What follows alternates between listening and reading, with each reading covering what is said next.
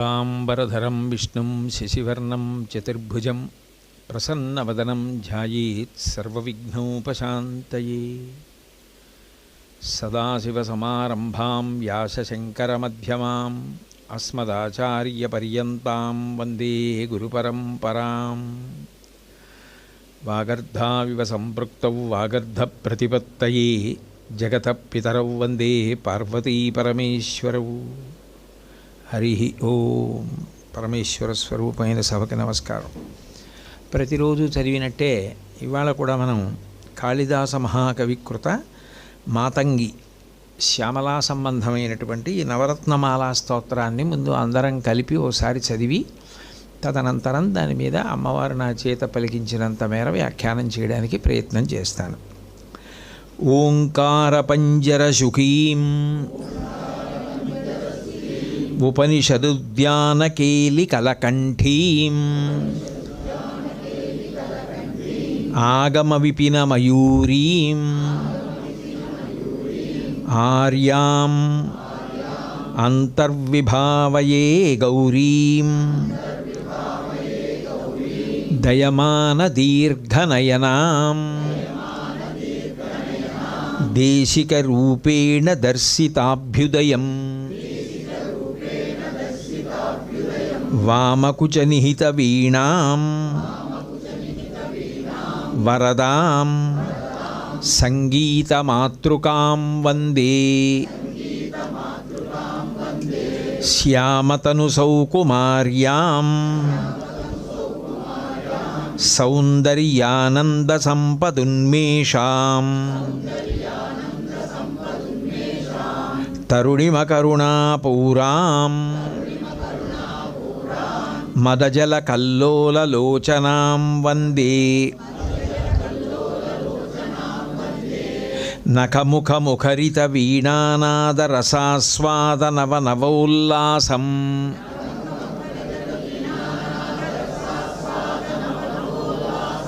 ముఖమంబమోదయతు మాం ముక్తాతాటంకముగ్ధహసితంతే సరిగమపదనిరతాం వీణాసంక్రాంతకాంతహస్తాంతాం శాంతాం మృదులస్వాంతాం కుచభరతాం తాం నమామి శివకాంతాం అవటుతటఘటిత జూటీతాడితతాళీపలాశతాటంకాం వీణావాదనవేలాకంపితశిరసాం నమామి మాతంగీం వీణారవానుషంగం వికసమదామోదమాధురీభృంగం కరుణాపూరతరంగం కలయే మాతంగకన్యకాపాంగం మణిభంగమేచకాంగీం మాతంగీం నౌమి సిద్ధమతంగీం యవ్వనవనసారంగీం సంగీతాంభోరుహానుభవభృంగీం మేచకమాసేచనకం మిథ్యాదృష్టాంతమద్యభాగం తం మాతా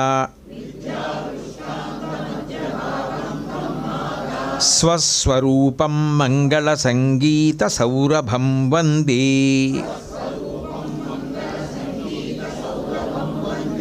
నవరత్నమాల్యమేతద్రచితం మాతంగకనకాభరణం యః పఠతి భక్తియుక్తః स भवेत् वागीश्वरः साक्षात्। రెండవ శ్లోకాన్ని ప్రారంభం చేస్తూ కాళిదాస మహాకవి చెప్పడం అంటే అమ్మవారు చెప్పడమే. నిన్న మీతో మనవి చేశాను, కాళిదాస మహాకవి ఏ విషయాన్నైనా ప్రతిపాదన చేస్తే దాన్ని మఠాధిపత్యం వహించినటువంటి మహాజ్ఞానులైన వారు కూడా ఉటంకించి ప్రమాణవాక్యాలుగా స్వీకరిస్తారు. అంటే కాళిదాస మహాకవి చెప్పిన విషయాలు కేవలం ఊహచేత రచన చేసినవి కావు. అవి వేదాంతర్గతమై పరమ సత్యములైనవి ఏ ఉన్నాయో అవి ఆయన నోటి వెంట స్తుతిపాఠములుగా వచ్చాయి. అందుకని కాళిదాస మహాకవి చేసినటువంటి రచనలు చదవడం, అటువంటి స్తుతిపాఠాన్ని అమ్మవారి ముందు అనడం అమ్మవారి అనుగ్రహానికి కారణమవుతాయి. అందులో ఆయన దయమాన దీర్ఘనయనాం అన్నారు రెండో శ్లోకం ప్రారంభం చేస్తూ. దీని గురించి నిన్న మనం కొంతవరకు చర్చించడం జరిగింది. దేశిక రూపేణ దర్శితాభ్యుదయం అంటారు. ఇది చాలా చాలా గంభీరమైనటువంటి మాట. ఇత పూర్వం ఎవరూ కూడా ఇంత గొప్పగా అమ్మవారి యొక్క వైభవాన్ని ప్రతిపాదన చేసిన వారు తక్కువ. అమ్మవారు మనుష్యులను ఉద్ధరించడానికి ఏ రూపంలో ఉండి, ఎట్లా సమీపంలోకి వచ్చి అనుగ్రహిస్తూ ఉంటుంది అన్నదానికి కాళిదాసు ప్రతిపాదించినటువంటి విశేషం చాలా చాలా గొప్పది. దేశిక రూపేణ దర్శితాభ్యుదయం అన్నారు ఆయన. దేశిక రూపేణ అంటే దేశికుడు అన్న మాటకి అర్థం ఏమిటి అంటే దిశతి విద్యాం ఇది దేశిక అని. మనిషికి పుట్టుకతో విద్య ఉండదు, ఏది తెలిసి ఉండదు. క్రమక్రమంగా లౌకికమైనటువంటి విషయాలు వ్యవహారమునందు తెలుస్తాయి. ఈవిడ మా అమ్మగారు, ఈయన మా నాన్నగారు, వీళ్ళ అన్నదమ్ములు, వీళ్ళ అక్క చెల్లెళ్ళు, ఇది సమాజం, వీళ్ళు మనుష్యులు, ఇవి జంతువులు, అంతవరకు మాత్రమే తెలుస్తుంది. కానీ అట్లా వ్యవహారంలో తెలుసుకోవడం కాకుండా పుస్తకమునందు నిక్షిప్తమైనటువంటి జ్ఞానాన్ని చదువుకుని తెలుసుకోవాలి అంటే, లేదా ఒకరు చెప్తుంటే పట్టుకోవాలి అంటే దానికి కొంత విద్య అవసరం అవుతుంది. అసలు విద్ అనేటటువంటి సంస్కృత ధాతువుకి అర్థం ఏమిటంటే తెలిసి కొనుట అని. విద్య అన్న మాటకి యథార్థమైన అర్థం చెప్పాలి అంటే నాకు ఏమీ తెలియదని తెలుసుకొనుట. నేను విద్యావంతుడను అని అన్నాను అనుకోండి, నేను విద్యావంతుడను అంటే నాకు కొన్ని తెలుసు అని అన్నాడు అనుకోండి, అప్పుడు ఆ విద్య యొక్క ప్రయోజనమే పోయింది. విద్యా దదాతి వినయం. విద్య ఏమి ఇవ్వాలి? వినయం ఇవ్వాలి. విద్యావంతుడు నాకు ఇది తెలుసు అనగానే తెలుసునన్న అహంకారం బయటకు వచ్చింది. అప్పుడు వినయం ఎట్లా అయింది అంటే నిజానికి విద్య ఏం చేస్తుంది అంటే నాకు చాలా తెలియవన్న విషయాన్ని తెలియచేసి వినయాన్ని ఇస్తుంది. కాళిదాస మహాకవికృతమైనటువంటి నవరత్నమాలికా స్తోత్రంలో ఉన్న శ్లోకాలే నాకు కంఠగతం కాలేదే, వాటి అర్థతాత్పర్యాలే నాకు పరిపూర్ణంగా తెలియలేదు. ఎంత వాంగ్మయం ఉంది, ఎన్ని శాస్త్రాలు ఉన్నాయి. శిల్పశాస్త్రం ఉంది, నాకేం తెలుసు. జ్యోతిష శాస్త్రం ఉంది, నాకేం తెలుసు. 4 వేదాలు ఉన్నాయి, నాకేం తెలుసు. వేదాంగములు ఉన్నాయి, నాకేం తెలుసు. ఉపవేదములు ఉన్నాయి, ఆయుర్వేదము, ధనుర్వేదము, గాంధర్వ వేదము, నాకేం తెలుసు. వాస్తుశాస్త్రం ఉంది, నాకేం తెలుసు. వైద్యశాస్త్రం ఉంది, నాకేం తెలుసు. అంటే విద్య ప్రారంభం చేస్తే, విద్యాభ్యాసం చేయడం మొదలుపెట్టిన తరువాత తెలిసేది ఏదంటే నాకు తెలియనివి చాలా ఉన్నాయని తెలుస్తుంది.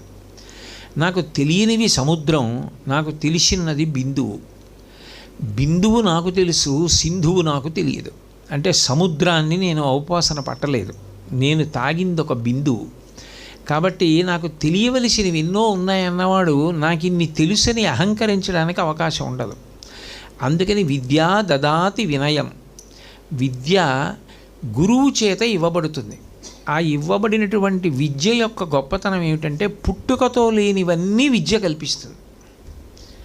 పుట్టుకతో మీకు ఏవి లేవో, కాలమునందు ఏవి పోతాయో వాటి అన్నింటినీ మళ్ళీ విద్య తెచ్చి ఇచ్చేస్తుంది. విద్యానామనరస్య రూపమధికం ప్రచ్ఛన్నగుప్తం ధనం, విద్యా భోగకరీ యశస్సుఖకరీ, విద్యా గురూణాం గురు, విద్యా బంధుజనో విదేశగమనే విద్యా పరం లోచనం విద్యా రాజసు పూజ్యతే నహి ధనం విద్యా విహీన పశు అన్నారు. విద్యానామ నరస్య రూపమధికం. మీరు చూడండి, బాగా అందగాడు, భౌతికంగా అందంగా ఉన్నాడన్న ఆయన చిత్రపటాన్ని ఇంట్లో పెట్టుకోరు. ఎవరు గొప్ప విద్యావంతుడు, ఎవరు అనేక విషయాలు తెలుసుకున్నాడో, ఎవరు అనేక విషయాలు తాను తెలుసుకుని లోకానికి బోధ చేసి లోకాన్ని ఒడ్డుకు చేర్చాడో ఆయన ఎంత అందగాడని చూడరు, ఆయన చిత్రవులు ఇంట్లో పెట్టుకుంటారు. రామకృష్ణ పరమహంస ఎంత అందంగా ఉన్నారని చూడరు, ఆయన చిత్రం ఇంట్లో పెట్టినప్పుడు. చంద్రశేఖరేంద్ర సరస్వతి మహాస్వామి వారు ఎంత అందంగా ఉంటారు అని చూసి ఈయన ఇంకా అందంగా ఉన్న చిత్రం ఏదైనా ఉందా అని అడగరు ఎవరు. ఆయన చిత్రం అయితే చాలు. ఎందుకనంటే వాళ్ళు విద్యావంతులు, తెలిసున్నవారు, తద్వారా లోకానికి విద్యని అందించినవారు. మనకి ఏ రూపం ఉందో అది కాలంలో పోతుంది, శరీరం శుష్కించిపోతుంది, వృద్ధాప్యం వచ్చేస్తుంది, జర్జరీభూతమవుతుంది, సంధిబంధములన్నీ కూడా సడలిపోతాయి. కానీ విద్యావంతుడు ఎంత వయస్సు వచ్చేనివ్వండి, ఆయన వస్తున్నారు అంటే ఎంతో గౌరవం ఇచ్చి ఆయన్ని తీసుకొచ్చి కూర్చోపెట్టి అందరూ ఆయన పాదాలకి నమస్కారం చేసి ఎంతో ఆదరిస్తారు. ఎందుకని అంటే మిగిలిన వారి రూపమంతా సడలిపోయి ఆ పటుత్వం ఇప్పుడు లేదంటారు. విద్యావంతుడు ఎంత వృద్ధుడైపోనివ్వండి, ఆయన రూపం మాత్రం అందరి చేత నమస్కరింపబడుతుంది. ఆయన చిత్రం తీసుకుని ఇంట్లో పెట్టుకుంటారు. ఆయన కీర్తి అలాగే నిలబడిపోయేది, పెరిగేది, రూపానికి చిక్కు చెదిరిపోవడం అన్న మాట అన్వయం కానిది విద్య వలన మాత్రమే వస్తుంది. అబ్దుల్ కలాం గారు ఎంత అందగాడు అని విచారించి పెట్టుకోరు ఇంట్లో చిత్తరువు. ఆయన లోకానికి చేసిన సేవని దృష్టిలో పెట్టుకుని ఆయన చిత్తరువు పెట్టుకుంటారు. విద్యానామ నరస్య రూపమధికం ప్రచ్ఛన్న గుప్తం ధనం. లోకంలో తల్లిదండ్రులు ఇచ్చిన ఆస్తి తెలిసిపోతుంది. ఈయనకి తండ్రి గారి వల్ల ఈ ఆస్తి సంక్రమించిందండి అంటారు, ఈయన ఇది సంపాదించాడండి అంటారు. కానీ గురువుగారు ఇచ్చినటువంటి విద్య ఉన్నదే అది ప్రచ్ఛన్న గుప్తం ధనం, అది బయటికి తెలియదు. ఎంత విద్య ఆయన దగ్గర ఉంది ఎవ్వరికీ తెలిసేది కాదు, అదేం బరువు కాదు. కాబట్టి ప్రచ్ఛన్న గుప్తం ధనం విద్యా భోగకరి. నిజానికి ఎవరు భోగం అనుభవిస్తాడు అంటే విద్యావంతుడే భోగం అనుభవిస్తాడు. సరస్వతీ కటాక్షం ఎవరికి ఉంటుందో వాళ్ళకే లక్ష్మీ కటాక్షం ఉంటుంది. అంతవరకు ఎందుకు? ఐశ్వర్యవంతులు ఎందరో ఉన్నారు ఈ సభలో, కోట్లకు పడగలెత్తిన వాళ్ళు ఉన్నారు, నాకు తెలుసు. వాళ్ళు కింద కూర్చున్నారు, నేను పైన కూర్చున్నాను. ఎందుకు కూర్చున్నాను? 4 మాటలు చెప్తున్నాను కాబట్టి. సరస్వతీ కటాక్షం ఉన్నవాడికి భోగం ఉందా లేదా? వీధికి కూర్చున్నాడా లేదా? కాబట్టి సరస్వతీ కటాక్షం ఉంటే భోగం ఉంటుంది. ఆయన ఎంత చదువుకున్నాడో అంత సమున్నత అధికారంలో ఉంటాడు. ఎంత అధికారంలో ఉన్నాడో అన్ని సౌకర్యాలు ఆయనకుంటే, ఆయనకు ఒక ప్రత్యేకమైన గది, ఆయనకు ఒక వాహనం, వాహనానికి ఒక చోదకుడు, ఆయనకి వ్యక్తిగత సహాయకులు, ఆయనకు భద్రతా సిబ్బంది, ఇవన్నీ ఉంటాయి. ఎందువల్ల? ఆయన చదువుకున్న చదువు వల్ల వచ్చాయి ఆయనకి. అది ఏమీ లేకుండా, ఏమీ చదువుకోకుండా నాకు తండ్రి గారు ఇచ్చిన ఆస్తి వల్ల నాకు ఆ గౌరవం రమ్మంటే రాదది, అది విద్య వల్ల వస్తుంది. విద్యానామ నరస్య రూపమధికం ప్రచ్ఛన్న గుప్తం ధనం విద్యా భోగకరి యశస్సుఖకరి. మనిషి కొంతకాలానికి వెళ్ళిపోతాడు, ఎవ్వరూ ఉండే అవకాశం ఉండదు. జాతస్య హి ధ్రువో మృత్యు ధ్రువం జన్మమృతస్య చ తస్మాద్ అపరిహార్యేత్ నత్వం సూచితుమర్హసి. దాని గురించి పండితులు ఏడవరు.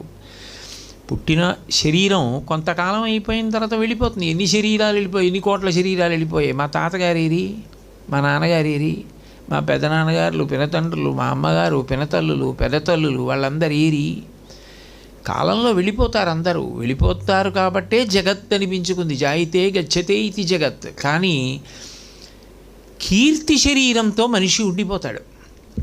ఘంటసాల గారు వెళ్ళిపోయారు, ఘంటసాల గారి కంఠం అలాగే ఉండిపోయింది. బాలసుబ్రహ్మణ్యం గారు వెళ్ళిపోయారు, ఆయన కంఠం అలా ఉండిపోయింది. బాలమురళీకృష్ణ గారు వెళ్ళిపోయారు, ఆయన కంఠం అలా ఉండిపోయింది. పోతన గారు వెళ్ళిపోయారు, ఆయన భాగవతం అలా ఉండిపోయి ఆయన పేరు ఉండిపోయింది. నన్నయ్య గారు వెళ్ళిపోయారు, భారతం రూపంలో ఉండిపోయారు. మనిషి వెళ్ళిపోతాడు, కానీ మనిషి కీర్తి రూపంలో మిగిలిపోతాడు. ఆ కీర్తి రావాలి అంటే విద్య ఉండాలి. విద్య ఎవరు సముపార్జించాడో ఆయన కీర్తి శాశ్వతం. అందుకు అంటాడు జాషువా గారు, రాజు మరణించే ఒక తార రాలిపోయే, కవియు మరణించే ఒక తార గగనమెక్కే, రాజు జీవించు రాతి విగ్రహములయందు, సుకవి జీవించు ప్రజల నాలుకలయందు.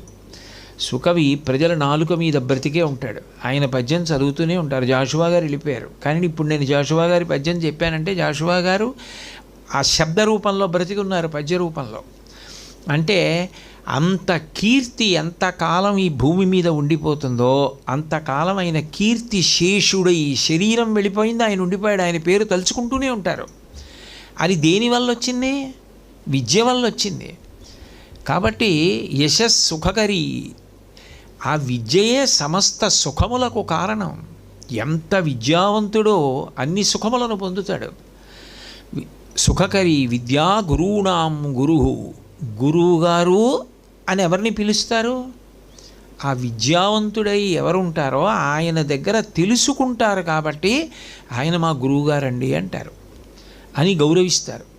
గురూణాం గురు, గురువులకు గురువు విద్య, అది అలాగే ఉంటుంది, అదే గురువుల ద్వారా వస్తూ ఉంటుంది. విద్యా గురూణాం గురు, విద్యా బంధుజనో విదేశగమనే. ఒక ఊరు వదిలిపెట్టి ఒక ఊరు వెడతాం, వెళ్ళినప్పుడు అక్కడ ఎవరు తెలుసు? ఎవ్వరూ తెలియదు. కానీ అక్కడికి వెళ్ళేటప్పటికి నాకు వాళ్ళు తెలియకపోవచ్చు, కానీ కొన్ని వేల మంది ఆయన వచ్చారని గౌరవించవచ్చు. అంటే నా విషయంలో నేనేదో అతిశయంతో చెప్తున్నానని మీరు అనుకోకూడదు, ఒక ఉదాహరణగా ప్రయోగించానంతే. చంద్రశేఖరేంద్ర సరస్వతి మహాస్వామి వారు వెళ్ళేటప్పటికీ ఓ కొత్త ఊరు, ఆయనకు ఆ ఊరిలో ఉన్నవాళ్ళు తెలియకపోవచ్చు, ఆ ఊరిలో ఆయనని తెలియని వారు ఎవరుంటారు?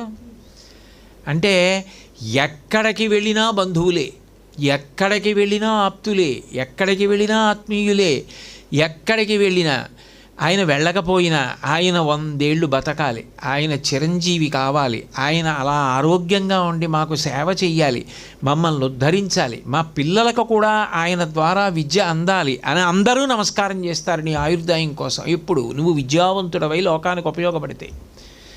విద్యా బంధుజనో విదేశగమనే, విద్యా పరంలోచనం.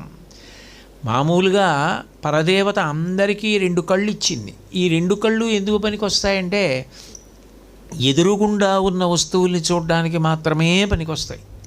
కానీ కొత్త విషయాలు తెలుసుకుని వాటిని లోపల జ్ఞాపకం ఉంచుకొని ఈ కళ్ళు మూసి ఆలోచిస్తే అవి జ్ఞాపకానికి వచ్చి కళ్ళ ముందు కదిలేటట్టు చెయ్యగలిగిన జ్ఞాననేత్రం పైకి కనపడనిది ఇవ్వగలిగినది విద్య ఒక్కటే. విద్యా పరం లోచనం. విద్యా రాజసు పూజ్యతే. రాజ్యాలని ఏలిన రాజులే కావచ్చు, అంతంత పదవుల్లో ఉన్నవాళ్ళు కావచ్చు, కానీ విద్యావంతుడైనటువంటి వాడు కనపడితే మాత్రం అంత గౌరవం ఇస్తారు. అలసాని పెద్దన గారు చెప్పుకున్నాడు, ఎదురైన చోతన మదకరీంద్రము డిగ్గి కేలూతనొసగి ఎక్కించుకొని మనుచరిత్రం బందుకొను వేళ పురమేగ పల్లకి తనకేల పట్టి ఎత్తి బిరుదైన కవిగండ పెండేరమునకీవె తగునని తానే పాదమున తొడగే. గోకట గ్రామాధ్యనేకాగ్రహారములడిగిన సీమలు అందునిచ్చే ఆంధ్ర కవితా పితామహ అల్లసాని పెద్దనామాత్య అని నన్ను పిలుచునట్టి కృష్ణరాయలతోడ దివికేగలేక బ్రతికియున్నాడ జీవచ్ఛవంబునగుచూ అన్నాడు. అంతటి రాయలవారు మదపుటేనుగు మీద వెళ్ళిపోతుంటే అల్లసాని పెద్దనగారు అక్కడ ఏ వంకాయలో బీరకాయలో కొనుక్కుంటుంటే ఓ పెద్దనగారు ఉన్నారని చెప్పి ఆయన కిందకి దిగి వచ్చి ఏనుగు మించి చేయి పట్టుకుని నడిపించి తీసుకెళ్ళి ముందు పెద్దనగారిని ఏనుగు మీద కూర్చోబెట్టి తాను కూర్చుని ఇంటి దగ్గర దింపి వెళ్ళేవాటే. ఎదురైనచో తన మదకరీంద్రము డిగ్గి కేలూతనొసగి ఎక్కించుకొని మనుచరిత్రం బందుకొని వేళ పురమేగ పల్లకి తనకేల పట్టి ఎత్తే. చాలా గొప్పగా చెప్పుకున్నాడు. తెలుగు భాషలో నేను మొట్టమొదటి ప్రబంధ రచన చేశా, ఇప్పటి వరకు తెలుగులో ప్రబంధం లేదు. అటువంటి చోట అటువంటి భాషలో నేను మొదటి ప్రబంధాన్ని రచన చేశాను అని చెప్పుకున్నాడు. సర్వతో ముఖాంక పంకజాక్షపాదాంబుజాధీన మానసిందిందిరనందవరపర వంశోత్తం శటకోపతాప ప్రసాదాటితాసాటిత అల్లసాని పెద్దనామాచ్య ప్రణీతంబైన స్వారోచుషమను సంభవంబను మహాప్రబంధంబు అని చెప్పుకున్నాడు.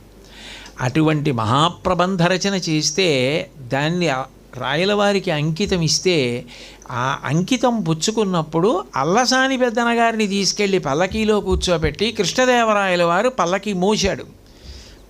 బిరుదైన కవిగండ పిండేరమున కీవె తగునని తానే పాదమున తొడగే. పెద్దన గారిని కూర్చోబెట్టి ఆసనం మీద రాయలవారు పీట వేసు కూర్చుని ఆయన ఎడమ పాదానికి గండపిండేరం దొరికాడు. పిరుదైన కవిగండ పిండేరమునకీవె తగునని తానే పాదమున తొడగే గోకట గ్రామాధ్యనేకాగ్రహారములడిగిన సీమలు వందునిచ్చే. ఇన్ని అగ్రహారాలు, ఇన్ని ఊళ్ళో, ఇన్ని సీమలు అల్లసాని పెద్దన గారికి ఇచ్చాడు. ఆంధ్ర కవితా పితామహ అల్లసాని పెద్దనామాత్య అని పిలిచేవట. మామూలుగా కాదు, ఆంధ్ర కవితా పితామహ అల్లసాని పెద్దనామాత్య అని నన్ను పిలుచునట్టి. అంటే విద్య ఎంత గౌరవాన్ని ఇచ్చింది. సాహితీ సమరాంగణ సార్వభౌముడు, లలిత కళాప్రియుడు, కవి పండిత కోవిదుడు, విద్వత్కవి అని పేరుగాంచినటువంటి శ్రీకృష్ణదేవరాయల వారంతటి వాడు అల్లసాని పెద్దన గారి దగ్గర అంత వినయంతో ప్రవర్తించాడంటే ఆయన యొక్క విద్య కారణం కాదు. కాబట్టి విద్యా పరంలోచనం విద్యా రాజసు పూజ్యతే నహి ధనం విద్యావిహీన పశు. ధనం దొంగలెత్తుకుపోతారు, ప్రభుత్వం పట్టుకుపోతుంది, అన్నదమ్ములు పంచుకుంటారు, దాన్ని దాచుకోవాలి, నిద్ర పట్టదు. న చౌరహార్యం నచ రాజహార్యం న భ్రాతుభాజ్యం నచ భారకారి వ్యయే కృతే వర్ధతయేవ నిత్యం విద్యాధనం సర్వధన ప్రధానం. మిగిలిన ధనం ఖర్చు పెడితే పోతుంది, అయిపోతుంది, తగ్గిపోతుంది. విద్యాధనం ఎంత చెప్తుంటే అంత పెరుగుతూ ఉంటుంది. ఖర్చు పెడితే పెరిగే ధనం విద్య ఒకటే, అది అయిపోయిందన్న మాటే లేదు లోకంలో. అంత గొప్పదైనటువంటి విద్యని ఎవరు చెప్తున్నాడో ఆయన దేశికుడు. దేశికుడు అంటే దిశని చూపించువాడు. దిశ అన్న మాట అర్థం ఏంటంటే తూర్పు ఏటో తెలుసుకోవడాన్ని దిశ తెలిసింది అంటారు. చూడండి, దిగ్భ్రాంతి అని లోకంలో మాట ఉంటుంది. ఇప్పుడు ఏదో ఇక్కడి నుంచి ఇంకో ఊరు ప్రవచనానికి వెళ్ళామనుకోండి, ఇక్కడి నుంచి నేను నెల్లూరు ప్రవచనానికి వెళ్ళాను అనుకోండి, నేను దిగేటప్పటికి 2 అవుతుంది రాత్రి. నాకు ఏదో విడిదిస్తారు, అక్కడికి వెళ్ళేటప్పటికి 3 అవుతుంది. ఏదో అరగంట గంట పడుకుని లేచి ఏ సంధ్యావందనమో చేసుకుందాం అనుకున్నాం అనుకోండి, తూర్పు పెట్టు కూర్చోవాలి అంటే తెలియదు. దిగ్భ్రాంతి, దిక్కు తెలియదు. ఇంకో ఊరిడితే సూర్యోదయం అయితే కానీ తెలియదు. దిగ్భ్రాంతి ఎక్కడ పోతుందంటే శివాలయంలో పోతుందన్నారు. ఎందుకు పోతుంది అంటే శివాలయానికి వెడితే శివాలయం శివలింగం ఎటైనా చూస్తుందేమో కానీ పానవట్టం మాత్రం ఉత్తరాన్నే చూడాలి. ఉత్తరంకి తప్ప పానవట్టం ఇంకోలా ఉండడానికి వీలు లేదు. పానవట్టం ఉత్తరానికి ఉంది అంటే మీరు మిగిలిన దిక్కులు చెప్పేలేరు. ఎడం పక్కకి పానవట్టం ఉంటే ఇది ఉత్తర దిక్కు అని తెలిసింది అనుకోండి, మిగిలిన దిక్కులు తెలిసిపోతాయి. ఎదురుగుండా ఉన్న తూర్పు, కుడి పక్కకు ఉన్నది దక్షిణం, వెనక్కున్నది పశ్చిమం అని చెప్పారు. దిగ్భ్రాంతి పోగొట్టగలిగిన వాడు శివుడు అన్నారు. అందుకే శివాలయానికి వెడితే దిగ్భ్రాంతి పోతుంది. కాబట్టి మనకి ఏమవుతుంది అంటే లోకంలో ఏదైనా ఒక విషయాన్ని తెలుసుకోవాలి అంటే దాన్ని విద్యారూపంలో అందించేటటువంటి వాడెవరో ఆయన వెలుగునిస్తున్నాడు. ఆ వెలుగు రాకపోతే ఏమీ కనపడదు. అప్పుడు ఏమవుతుందంటే భ్రాంతి అంటారు. దొంగో తెలియదు, దొంగో తెలియదు, పామో తెలియదు, తాడో తెలియదు, అన్నీ భయకారణాలే. అదే తెల్లవారిందనుకోండి, సూర్యభగవానుడు వచ్చాడనుకోండి, లోకబాంధవుడు అన్నారు. అందుకే సూర్యోదయం అయిందనుకోండి, ఒకళ్ళకి కాదు లోకమంతా పండగే.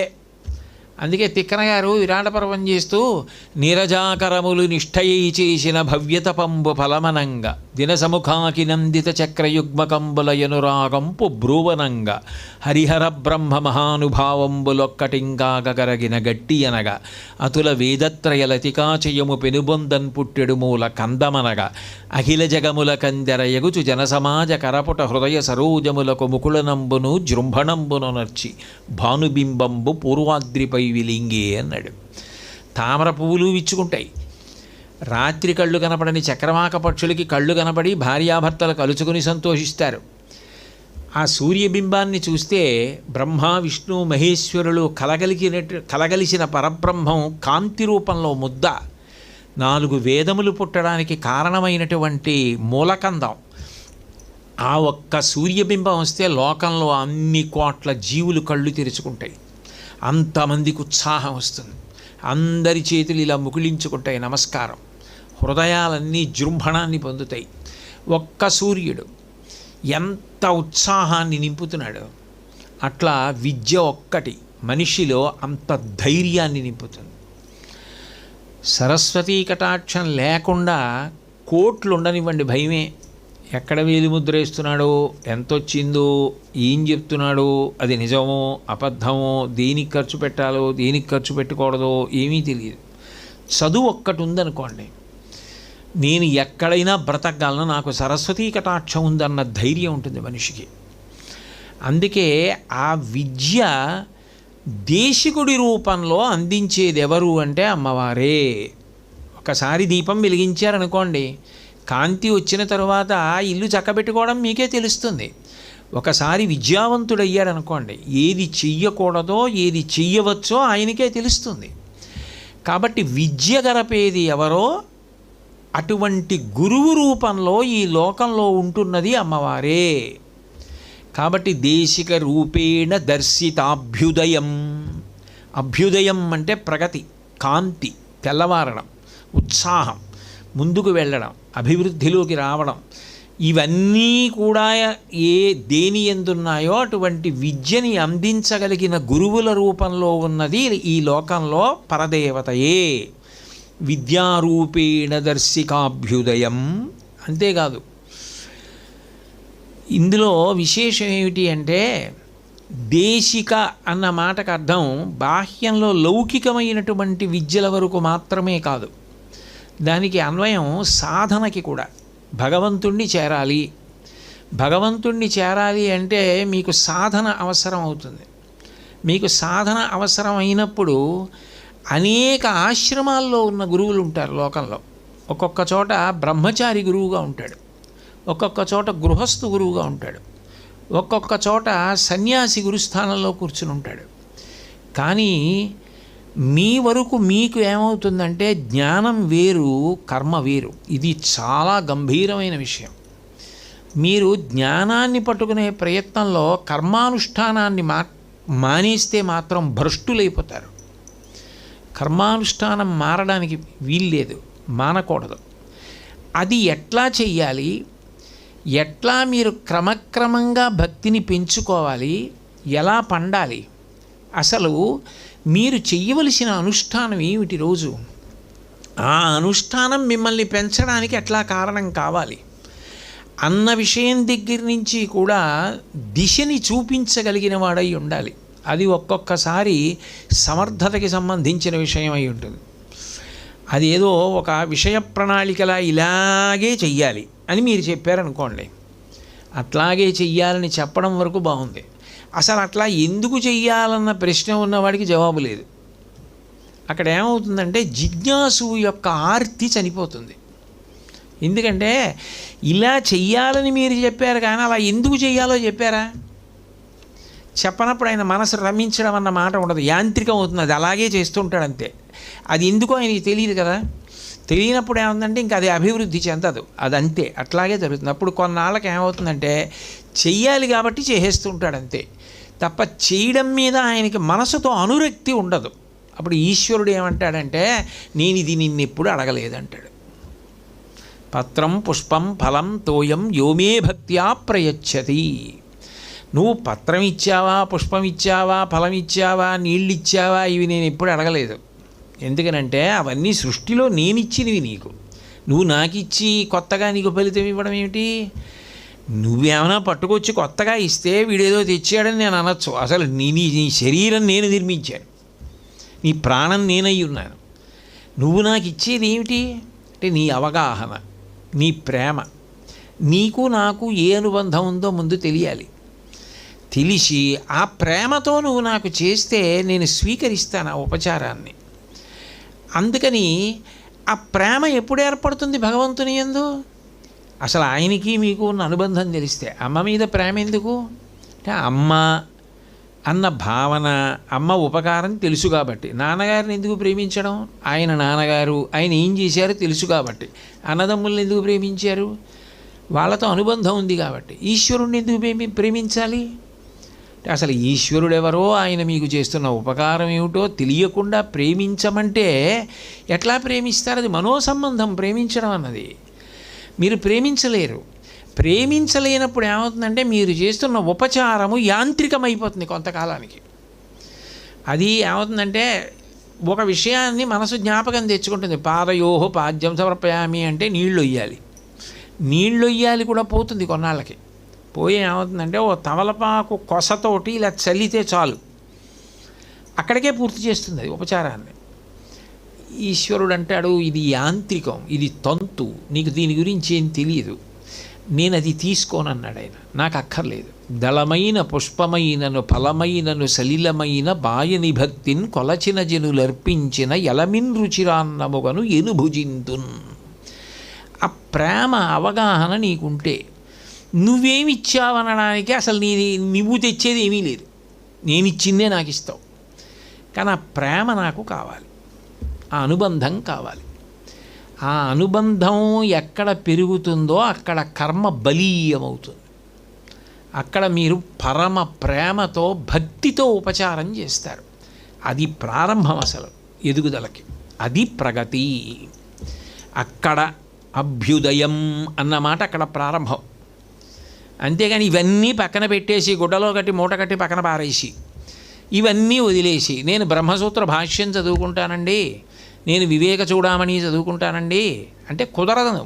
అది అలా సాధ్యం కాదు. నాకు నా కొడుకు మీద ప్రేమ ఉంటే నా కొడుక్కి మామిడి పళ్ళు ఇవ్వకుండా నేను ఉండలేను. కాకినాడలో వచ్చేటటువంటి మామిడి పళ్ళు ప్రత్యేకమైనవి ఏ ఉంటాయో అవి వాడి మీద ప్రేమ ఉంటే వాడికి హైదరాబాదు పంపకుండా నేను ఉండలేను. ఈశ్వరుడి మీద నీకు ప్రేమ ఉన్నది నిజమైతే నువ్వు ఆయనకి ఉపచారం చేయకుండా ఉండలేవు. చంద్రశేఖరేంద్ర సరస్వతి స్వామి వారంతటి వారు ఆత్మపూజ చేశారు. నువ్వెవరు నేనెవరు మానేయడానికి కర్మానుష్ఠానం. కాబట్టి అక్కడ నుంచి అభ్యుదయాన్ని చెప్తాడు గురువు. ఇది ఇట్లా చెయ్యాలిరా నాయనా, ఇది ఇందుకు చేస్తున్నావురా, ఇది నువ్వు చేయకపోతే నీ మనుష్య జన్మ ఇక్కడ నిష్ప్రయోజనం అవుతోంది అన్న మాట దగ్గర ప్రారంభం చేస్తాడు. చేసి పునశ్చోత్తమ సాంత్వవాది ప్రేమతో మళ్ళీ మళ్ళీ మళ్ళీ మళ్ళీ మళ్ళీ మళ్ళీ చెప్తూ క్రమక్రమంగా పెంచుతాడు. ఒక్కసారే మీరు పెంచడానికి ప్రయత్నించారనుకోండి, ఇంత నా వల్ల ఎక్కడవుతుందంటాడు. మెల్లగా ఆయనకే అందులో అనురక్తి రుచి కలిగాయి అనుకోండి, గురువు వెంటపడి గురువుగారు నాకు మళ్ళీ ఇంకోసారి చెప్పరా, నాకు ఇంకొకటి చెప్పరా, నేను ఇంకోటి చెయ్యొద్దా అని అడిగి విద్యను అందించాడు కదూ, తాను గ్రంథపఠనం చేసి ఎదుగుతాడు. అభ్యుదయం, ఒక్కసారి సూర్యుడు ఉదయిస్తే అన్నీ తెలిసినట్టు. ఒకసారి నీకు అనురక్తి కలిగితే అందుకోవడం శిష్యుడి పని. ఈ అభ్యుదయం కలగాలి అంటే అక్కడ కదా మనిషి జన్మ తరించడం అన్న మాట ఉంది, అక్కడ పుణ్యకర్మ చేయడం అన్నది, అక్కడ జ్ఞానం పొందడం. జ్ఞానం పుస్తకాలు చదివితే వచ్చేది కాదు. ఈశ్వరుడి విషయంలో లౌకిక విద్యలు గ్రంథపఠనం చేస్తే వస్తాయి. ఆధ్యాత్మ విద్య కలగాలి అంటే పరదేవతానుగ్రహం ఒక్కటే మార్గము. పరదేవతానుగ్రహమునకు భక్తియే కారణము. భక్తి లేకుండా కేవలము గ్రంథపఠనము చేత నేను అన్నీ తెలుసుకుంటానంటే అది సాధ్యము కానే కాదు. అదే నిజమైతే ఈ పాటి చాలామంది పుస్తకాలు చదువుకుని జ్ఞానులు అయిపోయి మోక్షాన్ని పొందేసి ఉండేవారు. వాసుదేవ సర్వమితి సమహాత్మా సుదుర్లభ అనవలసిన అవసరమే ఉంటుంది కృష్ణ పరమాత్మకి దాని గురించి. అంటే అనుష్ఠానం అనేటటువంటిది, కర్మాచరణం అన్నది ఎంత అవసరమో చెప్పి అటువైపుకి అంత జాగ్రత్తగా ఒక తండ్రి తల్లి అడుగులు వేయించినట్టు వేయించడం దగ్గర అభ్యుదయాన్ని ప్రారంభం చేయించి క్రమక్రమంగా దాన్ని ఏం చేస్తాడంటే నది సముద్రంలో కలిసిపోయినట్టుగా బ్రహ్మమునందు జీవుడు ఐక్యమైపోతాడు. అక్కడ పూర్తయిపోయింది భక్తి. అందుకే భక్తే పూర్తయింది జ్ఞానంలో అన్నారు శంకరాచార్యులు వారు. భక్తి లేకుండా జ్ఞానంతో పూర్తయ్యాడు అనలేదు ఆయన. భక్తి జ్ఞానమునందు పూర్తయింది అన్నారు. అంకోలం నిజబీజ సంతతి రయస్కాంతోఫలం సూచిక సాధ్వీ నైజ విభుం లతా క్షితిరుహం సింధు సరిద్వల్లభం ప్రాప్నోతీహ యథా తథా పశుపతే పాదారవిందద్వయం చేతోవృత్తిరుపేత్య తిష్టతి సదా సా భక్తిరుత్యుచ్యతే. భక్తియే జ్ఞానముగా పరిణమించి నది సముద్రమునందు కలిసిపోయినట్టుగా రెండు లేని స్థితికి వెళ్ళిపోయింది అన్నారు. ఆ అభ్యుదయంలో అలా నడిపించాలంటే దాని మీద సమర్థత కలిగి అట్లా మాట్లాడగలిగిన దక్షత ఉండాలి. అంటే పరదేవత ముందు గురువుకి వాగ్రూపిణిగా అనుగ్రహించినదై ఉండాలి. ఆమె వాగ్దేవిగా గురువును అనుగ్రహిస్తుంది. అప్పుడు గురువు శిష్యుడికి ఏది అందాలో తెలుసుకొని దాన్ని ఆయనకి చెప్తాడు. అందుకే గురువుగారు ఏం చేస్తారు అంటే ద్విజులను తయారు చేస్తారు అన్నారు. ద్విజులు అంటే అర్థం ఏంటంటే 2 మాటలు పుట్టిన వాళ్ళని. గురువుగారి దగ్గర ఎవరు ఉంటారంటే 2 మాటలు పుట్టిన వాళ్ళు ఉంటారు అన్నారు. నిజానికి అలా తయారు చేసేది ఎవరు? పక్షి. పక్షి ముందు గుడ్డెడుతుంది, ఆ తర్వాత ఏం చేస్తుంది? పొదుగుతుంది. పొదిగితే ఏమవుతుంది? అందులోంచి పిల్ల వస్తుంది. ఎవరు చెప్పారు పక్షికి అందులో పిల్ల ఉందని? అది మనకి తెలియదు. కానీ గుడ్డులో తన పిల్ల ఉన్నది, తాను పొదిగితే పిల్ల వస్తుందని తెలుసుకున్నటువంటి పక్షి ఎగిరే లక్షణం ఉన్నది. 2 కాళ్ళ మీద జాగ్రత్తగా నడిచి వచ్చి తన పొట్ట యొక్క వేడి గుడ్డు పెంకుకు తగిలితే, పెంకుకు తగిలిన వేడి లోపల ఉన్నటువంటి పిండానికి తగిలితే పిండం పొదగబడి పిల్ల అయి గుడ్డు పెంకు పగలగొట్టుకుని పైకి వచ్చిన తర్వాత నా పిల్ల అని సంతోషిస్తోంది. దానికి రెక్కలు వచ్చి ఎగిరిపోయే వరకు అన్నం పెడుతోంది. ఒకసారి రెక్కలు వచ్చేస్తే అది ఎగిరిపోయింది. గురువుగారు ఏం చేస్తారు? మనం గురువారం నాడు స్నానం చేయించేటప్పుడు చంద్రశేఖరేంద్ర సరస్వతి మహాస్వామి వారి దగ్గర చదువుతుంటారు శ్లోకం. సకల ద్విజాశ్రయమతి ప్రథితం ఫలదాయినం శ్రితజనాయ సదా ప్రణమామి నిత్యధృత విష్ణుపదం గురు శ్రీచంద్రశేఖర యతి క్షితిజం అంటారు. సకల ద్విజాశ్రయమతి ప్రథితం. అతి ప్రథితం ప్రఖ్యాతి వహించినటువంటి చెట్టు. అటువంటి చెట్లు ఎన్నో ఉండవు, తక్కువ చెట్లు ఉంటాయి. సకల ద్విజాశ్రయ, ఆయన దగ్గరికి వస్తే 2వ మాట పుట్టినట్టే. గురువుగారి దగ్గరికి వెళ్ళారు, వెళ్ళగానే ఆయన మాటలు వినగానే ఓ మనుష్య జన్మ ఇంత గొప్పది, భగవంతుడి గురించి తెలుసుకోవాలి, అహంకారం మంచిది కాదు అని మీలోంచి 2వ పుట్టుక అంటే మనిషి యందు అనురక్తి కలిగి సాధన మొదలైంది. అందుకని సకల ద్విజాశ్రయమతి ప్రథితం. పక్షులు ఎలా చెట్టు మీద కూర్చుంటాయో ఒక చెట్టు లాంటి గురువుగారి దగ్గర అలా కూర్చున్నారు అందరూ. సకల ద్విజాశ్రయమతి ప్రథితం ఫలదాయినం శ్రితజనాయ సదా. చెట్టు ఏం చేస్తుంది? తన దగ్గరికి వచ్చిన వాళ్ళకి వెళ్ళి మళ్ళీ అన్నం తినండి అందవు. తన పళ్ళే కోసుకొని తిని తన నీడలోనే కూర్చుంటారు. గురువుగారు ఏం చేస్తారు? తానే వాళ్ళని వాక్కుల చేత పోషించి చివరికి ఇక పోషింపబడవలసిన అవసరం మళ్ళీ జన్మ ఉంటే కదా, జన్మే లేకుండా కైవల్యమునకు తీసుకెడతారు. ఫలదాయినం శ్రితజనాయ సదా ప్రణమామి నిత్యధృత విష్ణుపదం. గురువుగారు ఎక్కడున్నారు అంటే విష్ణుపదం కింద ఉన్నారు. విష్ణుపదం అంటే ఏంటి? ఆకాశం. ఆకాశం భగవంతుని యొక్క, విష్ణువు అంటే సర్వవ్యాపకుడు, అంతటా ఆవరించి ఉన్నటువంటి విష్ణుపదం ఆకాశం. మరి ఒక పాదంతో కొలిచాడు కదా, ఇంతంతై వటుడు ఇంతై మరియు తానింతై అభోవీధిపై ఎంతై తోయద మండలాగ్రమణ కల్లంతై ప్రభారాశిపై ఎంతై చంద్రునకంతై ధ్రువునిపై ఎంతై మహర్వాటిపై ఎంతై పథోన్నతుండగుచు బ్రహ్మాండాంత సంవర్ధి అని కొలిచాడు కదా. అందుకని ఆయన పాదంతో కొలిచాడు కాబట్టి దానికి విష్ణుపదం అని పేరు. ఆయన ఎక్కడున్నారు అంటే విష్ణుపదం కింద ఉన్నారు. ఎందుకని? ఆయన ఎప్పుడైనా ఓ మేడలోనో మిద్దెలోనో ఉంటే కదా, ఎప్పుడూ అలా దేశ సంచారం చేసి తిరుగుతూనే ఉన్నారు. అందుకని నిత్యధృత విష్ణుపదం. చెట్టు ఎక్కడుంది? ఆకాశం కింద ఉంది. అదే మేడలో ఉంటుందా, మిద్దెలో ఉంటుందా? రోహిణీ కార్తీ ఘాట్పుగా ఉంది, మీ ఇంట్లోకి వస్తానని అడుగుతుందా? ఎప్పుడూ బయటే ఉంటుంది. చెట్టు తాను ఎండలో ఉండి వచ్చిన వాళ్ళకి నీడనిచ్చినట్టు ఆయన దేశ సంచారం చేస్తూ తన దగ్గరికి వచ్చిన వాళ్ళకి ప్రబోధం చేస్తున్నారు. ఏమడిగి? చెట్టు ఏమడిగింది? ఆయన అంతే. గురువు అంతే. కష్టం గురువుది, ఉద్ధరణ శిష్యుడిది. ఆ శిష్యుడు ఉద్ధరింపబడమే గురువుకి సంతోషం, అంతే. నిత్యధృత విష్ణుపదం గురు శ్రీచంద్రశేఖరయతి క్షితిజం. చంద్రశేఖరీంద్ర సరస్వతి మహాస్వామి వారనబడేటటువంటి గురువు ఈ లోకమునందు ఒక విశేషమైనటువంటి చెట్టు అన్నారు. గురువుగారు అలా చేస్తారు. అమ్మవారు ఏం చేస్తుంది అంటే దేశిక రూపేణ దర్శితాభ్యుదయం. ఇది కాళిదాస మహాకవి యొక్క చాలా చాలా గొప్ప ప్రతిపాదన. అప్పుడు లోకంలో గురువుగారి శిష్యుణ్ణి భగవంతుని యొక్క మార్గం వైపుకి తిప్పాలి అని అనుకున్నారనుకోండి, దీక్షనిస్తారు. దీక్ష రెండవసారి పుట్టడం. ఆ దీక్షనిచ్చినప్పుడు గురువులు ఏం చేస్తారంటే సర్వసాధారణంగా 3 మార్గములను అనుసరిస్తారు. ఒకటి స్పర్శ దీక్ష అంటారు. స్పర్శ దీక్షలో గురువుగారు శిష్యుణ్ణి ముట్టుకుంటారు, అందుకని కుక్కుట దీక్ష అని పిలుస్తారు. ఆయన చెయ్యి శిష్యుడి యొక్క తల మీద పెట్టడమో, వాడు అనుగ్రహింపబడాలి, వాడిది రెండవ పుట్టుక, వాడిప్పుడు భగవంతుడి గురించి తెలుసుకొని ఆ మార్గంలో ప్రస్థానం చెయ్యాలి అని అనుగ్రహాన్ని వర్షిస్తారు. అది స్పర్శ దీక్ష అంటారు. గురువు ముట్టుకుని ఇచ్చేటటువంటి దీక్ష. ఒకటి కేవలముగా నయన దీక్ష, అంటే గురువుగారు ఏమీ మాట్లాడరు, చూస్తారంతే. కళ్ళల్లో కళ్ళు పెట్టి ఆయన చూస్తూ ఉంటే శిష్యుడు ఇక కళ్ళు తిప్పుకోలేడు, స్తంభీభూతుడై అలా ఉండిపోతాడు. ఆయనకి ఏ అనుమానం ఉందో అది గురువుగారు అలా చూస్తున్నప్పుడు నివృత్తి అయిపోతుంది. దాన్ని నయన దీక్ష అంటారు. స్మరణ దీక్ష, గురువుగారు ఏమీ ఇవ్వరు, ఎక్కడో ఉంటారు, శిష్యుణ్ణి స్మరిస్తారు.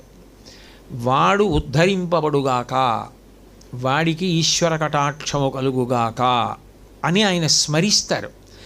ఆయన స్మరణ చేత శిష్యుడు అనుగ్రహాన్ని పొందుతాడు. దాన్ని కమఠ దీక్ష అంటారు. అంటే జీవశాస్త్రంలో ఈ విషయాలు ఉన్నాయని నేను అనుకోవట్లేదు, కానీ ఆధ్యాత్మికంగా దీనికి అన్వయం ఏం చెప్తారంటే స్పర్శ దీక్షని కుక్కుట దీక్ష అని కూడా అంటారు. అంటే కోడిలా, కోడి పుంజు, కోడి పెట్టల స్పర్శ, ముట్టుకోవడం చేత అనుగ్రహించడం. అప్పుడు కదా కోడి పెట్ట ఎందు గుడ్డు పెరుగుతోంది, మరి అప్పుడు కదా ద్విజత్వం ప్రారంభం, గుడ్డు బయటికి వచ్చి మళ్ళీ పొదగబడి పిల్ల అవుతోంది. అలా ముట్టుకుంటారు. దానికి అలా ముట్టుకుని దీక్ష ఇచ్చే సంప్రదాయాలు ఏ ఉన్నాయో, గురువు శిష్యుడి తల మీద చెయ్యి పెట్టి ఇచ్చే దీక్షలన్నిటికీ కూడా ప్రతినిధి ఎవరు అంటే కామాక్షి. అందుకే అక్షి సంబంధంగా ఉంటుంది ఈ దేశికత్వం, గురుత్వం. కామాక్షి, మీనాక్షి, విశాలాక్షి, ఈ 3 అక్షి. ఈ 3 కూడా దేశిక స్వరూపాలు, అమ్మవారి యొక్క గురుస్వరూపాలు. కామాక్షి గురించి శంకరాచార్యుల వారి సౌందర్యలహరి చేస్తూ శృతీనాం మూర్ధానో దదతి తవయౌ శేఖరతయా మమాప్యతో మాతః శిరసి దయయా దేహి చరణౌ అంటారు. అమ్మా కామాక్షి, నీ పాదములు నా తల మీద పెట్టు అంటారు. అంటే స్పర్శ. గురువుగారు తన చేతిని శిష్యుని యొక్క తల మీద పెడతారు. ఎక్కడో మహానుభావులైన గురువులు, నేను చెప్తున్నది సామాన్యులైన వాళ్ళ గురించి కాదు, మహాపురుషులైనటువంటి గురువులు కొందరు విశేషంగా ప్రీతి చెందారనుకోండి, దగ్గరకు రమ్మని నా పాదములు నీ తల మీద ఉంచుతానంటారు. అది ఏ నాబోటిగాడికి అన్వయమయ్యే విషయాలు కావు అవి. ఏదో గురుగారు అని చెప్పి ఎవరో అన్నారని నేను అలాంటి భావనలు చేసుకోకూడదు. అది ఎవరు మహాస్వామి వారి వంటి వారికి అన్వయం. దక్షిణామూర్తి స్తోత్రానికి వ్యాఖ్యానం రాశారు ఒక ఆయన. రాసి చంద్రశేఖరేంద్ర సరస్వతి స్వామి వారి దగ్గరికి వెళ్ళి చూపించారు. ఆయన దాన్ని ఇలా చూశారు. ఇలా చూస్తే ఆయనకి తెలిసిపోతుంది అపరకామాక్షి స్వరూపులు. ఆయన దగ్గరికి రా అన్నారు, స్నానం చేసి రా అన్నారు. దగ్గరికి రాని కూర్చోమ్మని 2 కాళ్ళు ఆయన తల మీద పెట్టారు. బహుశः అంతటి అనుగ్రహాన్ని వేరొకరెవ్వరూ పొందలేదు. అంటే స్పర్శ దీక్ష. గురువుగారు ఒకసారి అలా ముట్టుకుని అనుగ్రహిస్తారు. చెయ్యి పెట్టి అనుగ్రహించే దీక్షలు కొన్ని ఉంటాయి. అట్లా ఇచ్చే దీక్షలన్నింటికీ కామాక్షి ప్రతినిధి. అందుకని అమ్మవారు దేశిక స్వరూపం. అప్పుడు నాకు మా గురువుగారు అలా ముట్టుకుని ఒక దీక్ష ఇచ్చారనుకోండి, అప్పుడు మా గురువుగారు నాకు ఎప్పుడు కనపడినా ఆయనకి కామాక్షికి అభేదం. అప్పుడు ఆయనకి ఒక లౌకికమైన పేరు ఉండొచ్చు మా గురువుగారికి, మా గురువుగారికి ఒక రూపం ఉండొచ్చు, కానీ నా దృష్టిలో అది యథార్థము కాదు. కామాక్షి ఆయన రూపంలో వస్తుంది. ఒకసారి దీక్షనిచ్చేసిన తర్వాత ఆయనని నేను స్మరిస్తే కామాక్షి స్వరూపంగానే ఆయన నాకు కామాక్షి. నేను వాళ్ళ ఇంటికి వెళ్ళాననుకోండి, కాంచీపురంలో కామాక్షి దేవాలయంలోకి వెడితే ఎంత జాగ్రత్తగా పెడతానో అంత జాగ్రత్తగా వెళ్ళాలి. ఆయనతో మాట్లాడుతున్నాను అనుకోండి, కామాక్షి మాట్లాడితే నేను వింటానా, నేను కామాక్షితో మాట్లాడతానా? ఆయన మాట్లాడాలి, నేను వినాలి. అంత గౌరవంగా అంత మర్యాదగా ఉంటారు గురువుగారితో. స్పర్శ దీక్ష, ముట్టుకుని ఇచ్చిన దీక్షలు కామాక్షి స్వరూపంలోకి వచ్చేస్తాయి. అది చిత్రం ఏమిటంటే అందులో రెండు రకాలుగా ఉంటుంది. శిష్యుడు గురువుని ప్రాధేయపడతాడు, గురువుగారు నాకు దీక్షనివ్వండి, నాకు మార్గం చూపించండి, నేను భగవంతుని వైపుకి ప్రస్థానం చేయాలనుకుంటున్నాను, నాకు మంత్రమో దీక్షో ఏదో ఒకటి ఉపదేశం చేయండి అంటాడు. ఉపదేశము దీక్ష. అయితే శిష్యుడు గురువుగారి వెంట పడి గురువుగారి దగ్గర దీక్ష పొందడం సర్వసాధారణంగా ఉంటుంది లోకంలో. గురువుగారే కోరి వీడికన్నా యోగ్యుడు ఎవర్రా, వీడు నాకు శిష్యుడు కావాలి అని కోరుకుని పిలిచి దీక్షనిచ్చి వాడిని మార్గంలో ప్రస్థానం చేయిస్తారు. అమ్మవారు స్వయంగా అనుగ్రహించింది. ఎటైనా అమ్మవారే. ఇంకా విచిత్రంగా ఎప్పుడు ఉంటుందంటే, అసలు గురువుగారికి శిష్యుడు నా యందు ఇంత ప్రేమ ఇంత గౌరవం పెంచుకున్నాడన్న విషయం అనుభవంలోకి ఉండదు, ఎరుకలో ఉండదు. కానీ శిష్యుడి వైపు నుంచి ఉంటుంది. ఆయన అంత గొప్పవారు. గురువు అంటే ఏమిటి అర్థం? బరువు. గురువు అంటే బరువు, శిష్యుడంటే లఘువు. నాకన్నా ఆయన చాలా గొప్పవారు. బరువు అంటే భౌతిక బరువు కాదు. ఎంత గొప్పవారో మా గురువుగారు, ఎంత గొప్పవారంటే ఇంకా మా గురువుగారి గొప్పతనం గురించి నేను మాట్లాడడం నాకు సాధ్యం కాదు. నువ్వు ఎన్నైనా చదువుకుని ఉండొచ్చు, నీ గురువు విషయంలో నువ్వు లఘువే. నేను నా గురువు కన్నా గొప్పవాడిని అనుకున్నవాడి కన్నా మూర్ఖుడు లోకంలో ఎవరు ఉండడు. నువ్వు ఎంత గొప్పవాడివనైనా లోకం అనొచ్చు, కానీ నీకు ఆ గొప్పతనం లోకంలో రావడానికి కారణం మాత్రం నీ గురువు ఆశీర్వచనమే. ఆయన ఆశీర్వచనం లేకపోతే నువ్వు ఆ స్థాయిని పొందలేవు, నువ్వు ఆ స్థితిని పొందలేవు. అందుకని ఆయన దగ్గర నువ్వు కింకరుడవే. ఇమౌస్మము నిషార్దూల, రాముడంతటి వాడు విశ్వామిత్రుడి దగ్గరికి వెడితే కింకరవు సముపస్థితవు ఆజ్ఞాపయ యథేష్టం వై శాసనం కరవామకిం అన్నాడు. మీరు శాసనం చేయండి గురువుగారు అన్నాడు. గురువుగారు ఉండగా శిష్యుడు అధిక ప్రసంగం తాను మాట్లాడడం చేయకూడదు. గురువుగారు మాట్లాడాలి, తాను వినాలి.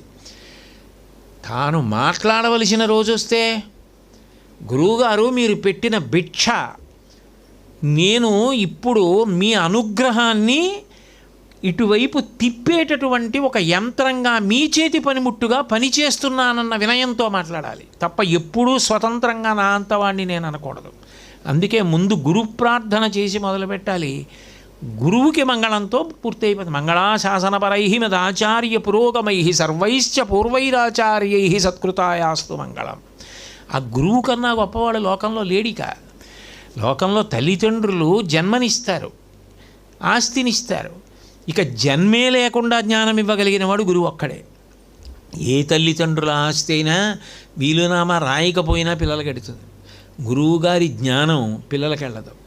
ఎవరు ఆయనను అనుగమించారో వాళ్ళకి ఎడుతుంది తప్ప ఇది నా పిల్లలకి వెళ్ళాలని ఏ గురువు కోరుకోడు లోకంలో. అట్లా అయితే ద్రోణాచార్యుల వారు బ్రహ్మాస్త్ర ప్రయోగం, బ్రహ్మాస్త్ర ఉపసంహారం కడుపున పుట్టిన అశ్వత్థామకి నేర్పలేదు, లోక ప్రయోజనానికి పనికొస్తాడని అర్జునుడికి నేర్పాడు. అది గురువు యొక్క విశాల భావన. తనని చంపేవాడు పుట్టాడు, ద్రుపదుడు హోమం చేస్తే అని తెలుసు దృష్టజ్యుమ్నుడు.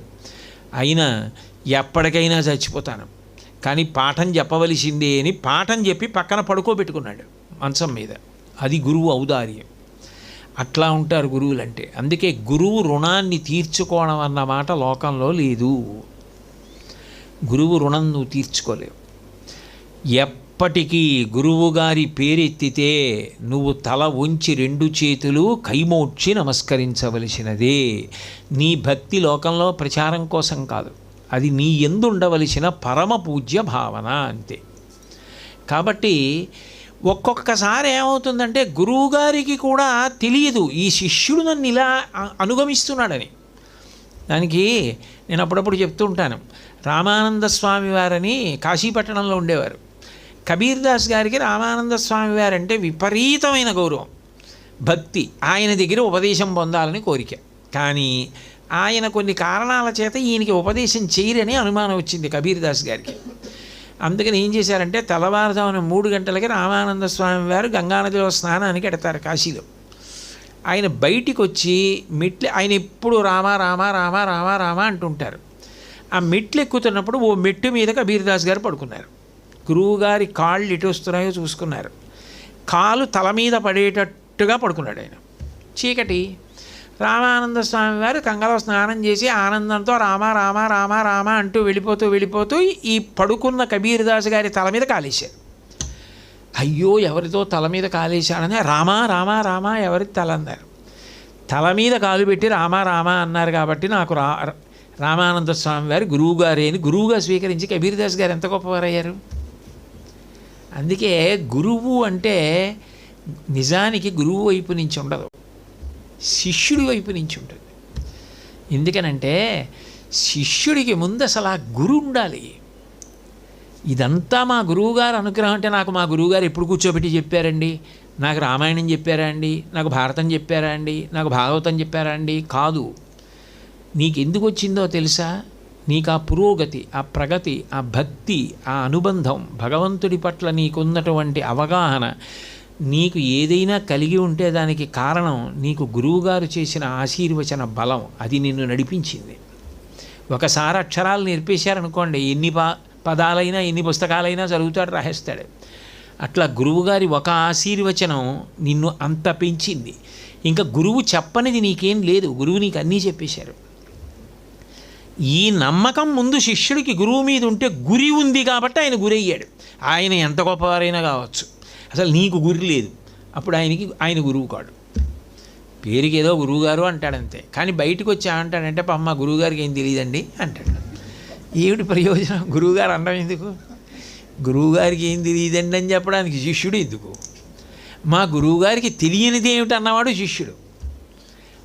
అది నిజంగా ఆ భావన ఉందనుకోండి, గురువు సమర్థుడు కాకపోయినా కూడా గురువు రూపంలో అమ్మవారే అనుగ్రహించేస్తుంది. అది విశేషం అక్కడ.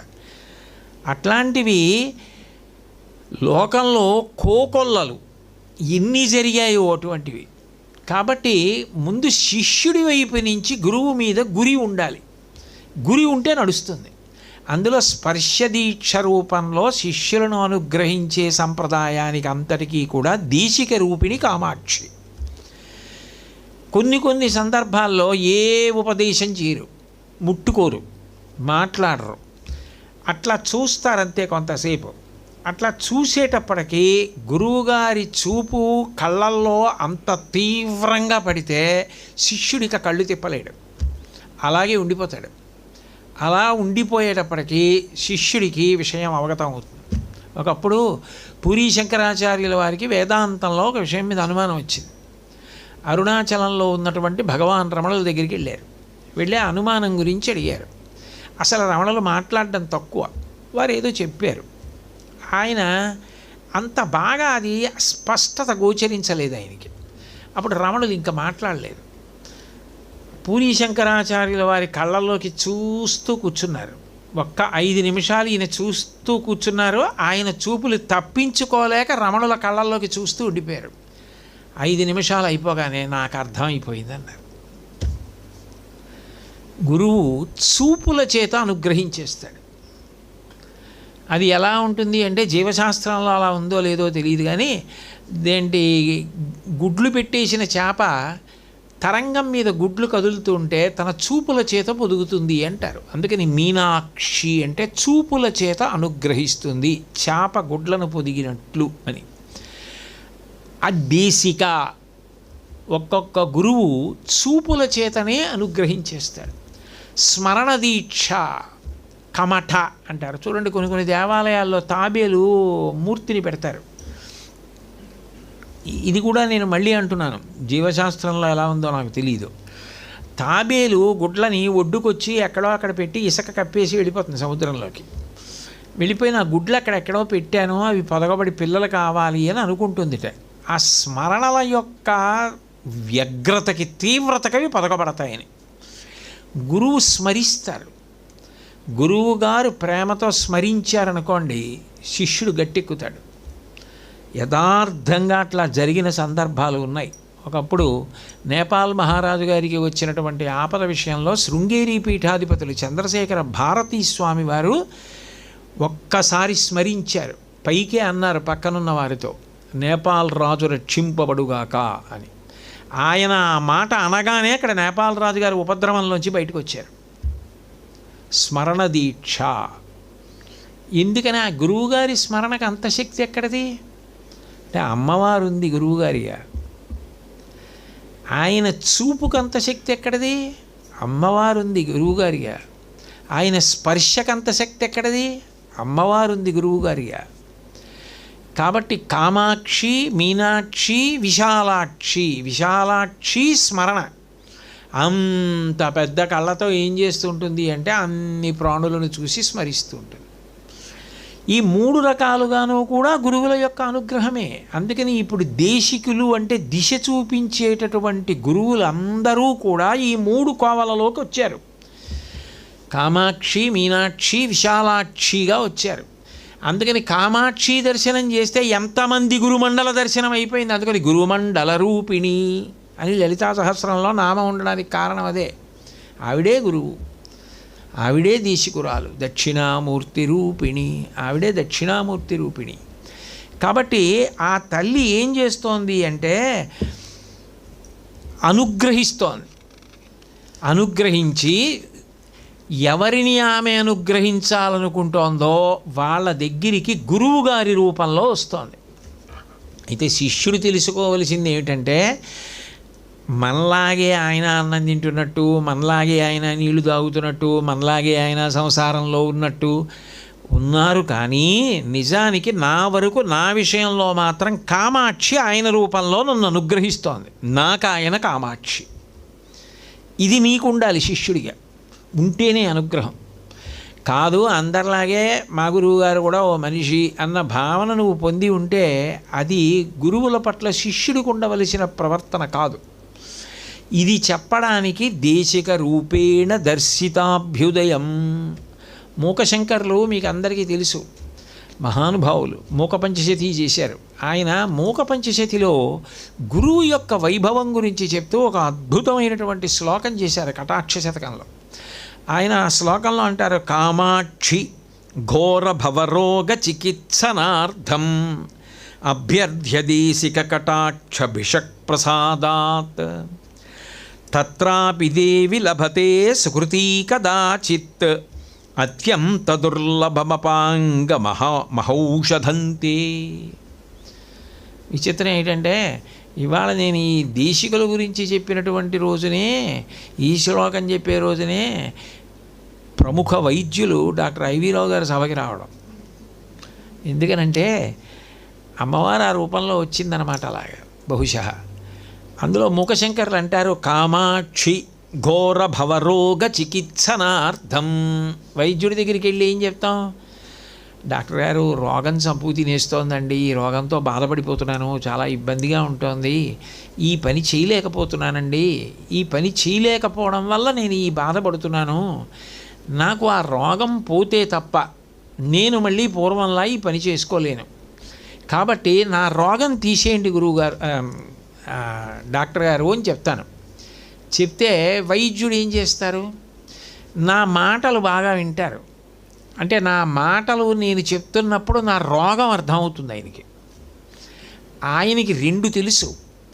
నేను మాట్లాడితే నా రోగాన్ని తెలుసుకుంటారు.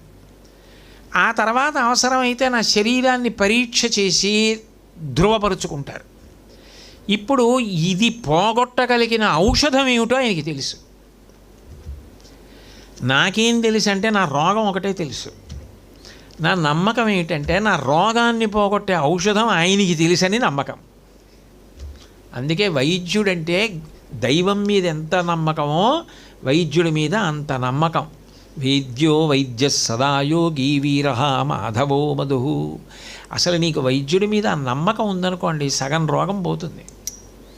ఆ నమ్మకం లేదనుకోండి అసలు తగ్గుతుందన్న నమ్మకం లేదని నేను అన్న, కానీ అంత సంతోషకరమైన విషయం కాదు. ముందు నువ్వు వెళ్ళావు అంటే వైద్యుడి మీద నాకు ఆ నమ్మకం ఉండాలి.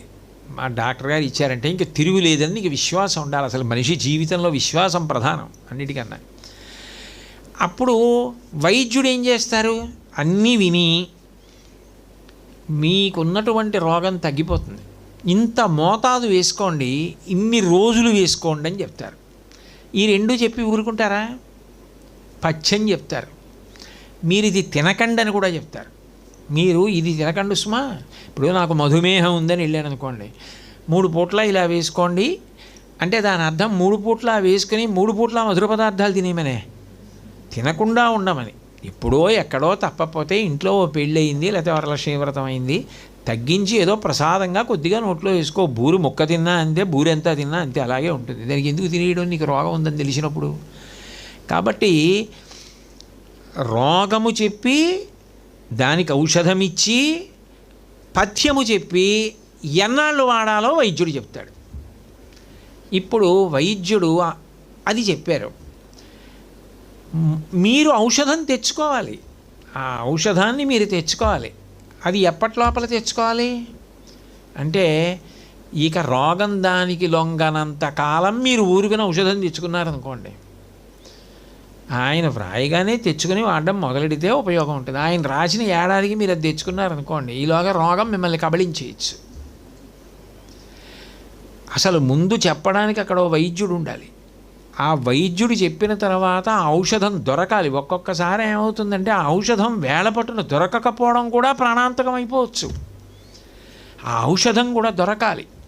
ఆ ఔషధం వెంటనే దొరకడం కూడా నీ అదృష్టం. ఒక్కటే ఉందండి మీ అదృష్టం అని ఇచ్చాడు అనుకోండి, అదృష్టం కాదు అది. లేకపోతే ఎక్కడో హైదరాబాద్ నుంచి తెప్పించాలండి, వారం రోజులు పడుతుందంటే ఏం చేస్తారు? మీరే వెళ్ళి తెచ్చుకోవాలి, లేకపోతే ఎవరినో తీసుకురామనాలి అంతే.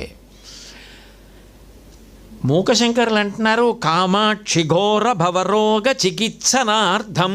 గురువుగారి దగ్గరికి వెళ్ళి మాట్లాడవలసింది ఏమిటి? నేను రోగిని, గురువుగారు వైద్యుడు. గురువుగారు ఎన్ని కోట్ల జన్మలు ఎత్తానండి, కుక్కలుగా పుట్టాను, పిల్లులుగా పుట్టాను, పందులుగా పుట్టాను, ఇన్నాళ్ళకి మనుష్య జన్మ వచ్చింది. గురువుగారు దీన్ని సద్వినియోగం చేసుకోవడం ఎట్లా? ముందు అసలు నా శక్తి కొలది, నాకు శక్తి ఉంది కదా, నా శక్తికి తగినట్టుగా నేను ఏది మొదలుపెట్టి ప్రారంభం చెయ్యాలి నాకు చెప్పండి గురువుగారు. నాకు ఈ భవరోగం పోవాలి, ఇంక ఎన్ని కోట్ల జన్మలు ఎత్తమంటారు? ఈ పుట్టి చచ్చి పునరపి జననం పునరపి మరణం పునరపి జననే జఠరే శయనం జిహ సంసారే బహుదుస్తారే కృపయాపారే పాహిమురారే. ఎన్నింటిలో పుట్టను, ఎన్ని ఏళ్ళలో పుట్టను, ఎన్నేళ్ళు పెరగను, ఎక్కడికి వెళ్ళినా ఆకలే, ఎక్కడికి వెళ్ళినా భయమే, ఎక్కడికి వెళ్ళినా సంసారమే. ఎందుకు నాకు ఇంకా గురువుగారు, నాకు మీరు ఎలాగైనా ఈ భవరోగానికి ఔషధం ఇప్పించండి, నేను భగవంతుడి వైపు ఎలా ప్రస్థానం చెయ్యాలి, నా శక్తిని బట్టి మీరు నాకు దిశ చెప్పండి, అటు మొదలు పెడతా ప్రయాణం అని భవరోగం ఉంది అనుకుంటే పెడతారు. ఇప్పుడు కొన్ని రోగాలు బాగున్నాయి అనుకున్నాడు అనుకోండి, వాడు వైద్యుడి దగ్గరికి వెళ్ళకపోవచ్చు. ఓ చర్మం వ్యాధి వచ్చింది, గోక్కుంటే బాగుందనుకోండి, కండూతి అంటారు, గోక్కుంటే చాలా హాయిగా ఉంది నేను వెళ్ళను అని గోక్కుంటూ కూర్చున్నాడు అనుకోండి, వాడి దగ్గర ఎవరో కూర్చోరు అంటుకుంటుందని. కానీ ఆయనకి అదే ప్రీతి అంటే ఎవడేం చెప్తాడు? భవరోగం, సంసారంలో ఉండడం, సంసారం పుట్టడం చావడం, ఎన్ని కోట్ల జన్మలు ఎత్తినా ఇది నాకు చాలా బాగుంది అనుకున్నవాడు ఇంక గురువుగారి దగ్గరికి వెళ్ళవలసిన అవసరం ఏమిటి? ఇలా ఎన్ని జన్మలు ఎత్తుతావురా? మనుష్య జన్మ ఎత్తాం కాబట్టి కదా అసలు భగవంతుడి గురించి తెలుసుకోవడానికి అవకాశం కుక్కకుందా పిల్లికుందా? ఇప్పుడు అడగకపోతే ఇంకెప్పుడు అడుగుతాం గురువుగారిని? కాబట్టి గురువుగారి దగ్గర వినాలి, నేర్చుకోవాలి, మనం అనుష్ఠానంలోకి తెచ్చుకోవాలి, ఏది మంచి పనో అది చెయ్యాలి అన్న తాపత్రయం ఉంటే, ఈ రోగం పోవాలనుకుంటే వైద్యుడి దగ్గరికి వెళ్ళాడు. ఎన్ని పనులున్నా మానేసి వెళ్ళాలి వైద్యుడి దగ్గర, కూర్చోవాలి అంతే. నువ్వు అట్లా కూర్చున్నాడు, కూర్చుంటే గురువుగారు పిలిచారు, వైద్యుడు పిలిచినట్టే. ఏమిటి చెప్పన్నారు? ఈయన ఆర్తి ముందు చెప్పాలి గురువుగారికి, అప్పుడు కానీ ఉపదేశం చేయరు. తన ఆర్తి చెప్పాలి, నాకు ఇది కావాలి, నేను ఇలా ఉంటాను అని చెప్తేనే దీక్షనిస్తారు. కాబట్టి ఇప్పుడు గురువుగారు ఏం చేస్తారు? అన్నీ విని నీకు ఒక మంచి ఔషధం చెప్తాను రా అన్నారు. ఏమిటి ఔషధం? అభ్యర్థదేశిక కటాక్ష భిషక్ ప్రసాదాత్. గురువుగారు వైద్యుడు, భిషక్ అంటే వైద్యుడు. గురువుగారు వైద్యుల్లో ఓ మంది ఇచ్చారు. ఏమిటది? తత్రాపి దేవి లభతే సుకృతీ కదాచిత్. గురువుగారమ్మా నాకు ఆ మందు చెప్పారు, ఔషధం చెప్పారు, కానీ నాకు అది దొరకదు, దొరకడం నా అదృష్టం మీద ఉంది అంటే దాని అర్థం నీ ఆర్తి నీకు నిజంగా తరించాలి, భగవంతుడి అనుగ్రహం పొందాలి, మంచి పనులు చెయ్యాలి, మనుష్య జన్మ సార్థక్యం చేసుకోవాలి, మళ్ళీ వస్తుందని ఏమి నమ్మకం అన్న ఆర్తి నీకు ఉంటే నువ్వు గురువుగారి పాదాలు గట్టిగా పట్టుకుంటే ప్రత్యాయాంతి గతాహ పునర్న దివసాహ కాలో జగద్భక్షక. ఒక్కసారి రాత్రి అయింది, ఒక్కసారి పగలైపోయింది అంటే ఒక రోజు జీవితంలో వెళ్ళిపోయింది. ఒక రోజు తగ్గిపోతోంది. తగ్గిపోతున్న కాలంలో నువ్వు తొందరపడి ఈశ్వరుణ్ణి పట్టుకోవడం మొదలు పెట్టకపోతే నిత్యమా జీవితము నీటిపై బుగ్గ. నీటి మీద బుడగ ఎంతకాలం ఉంటుందో ఎవరికి తెలుసు. తర్వాత ఏ జన్మలోకి వెళ్ళిపోతావు, ఇంకా ఎవరికి చెప్పుకుంటావు, అవకాశం ఏది? అందుకని గురువుగారి దగ్గరికి వెళ్ళి ఆర్తితో రోగం ముదరక ముందు చెప్పుకున్నట్టు వైద్యుడి దగ్గర చెప్పుకుంటే ఆయన ఒక మందు ఇచ్చారు. ఆ మందు నీ అదృష్టాన్ని బట్టి కూడా ఉంటుంది, నీ ఆర్తిని బట్టి అది దొరకాలి.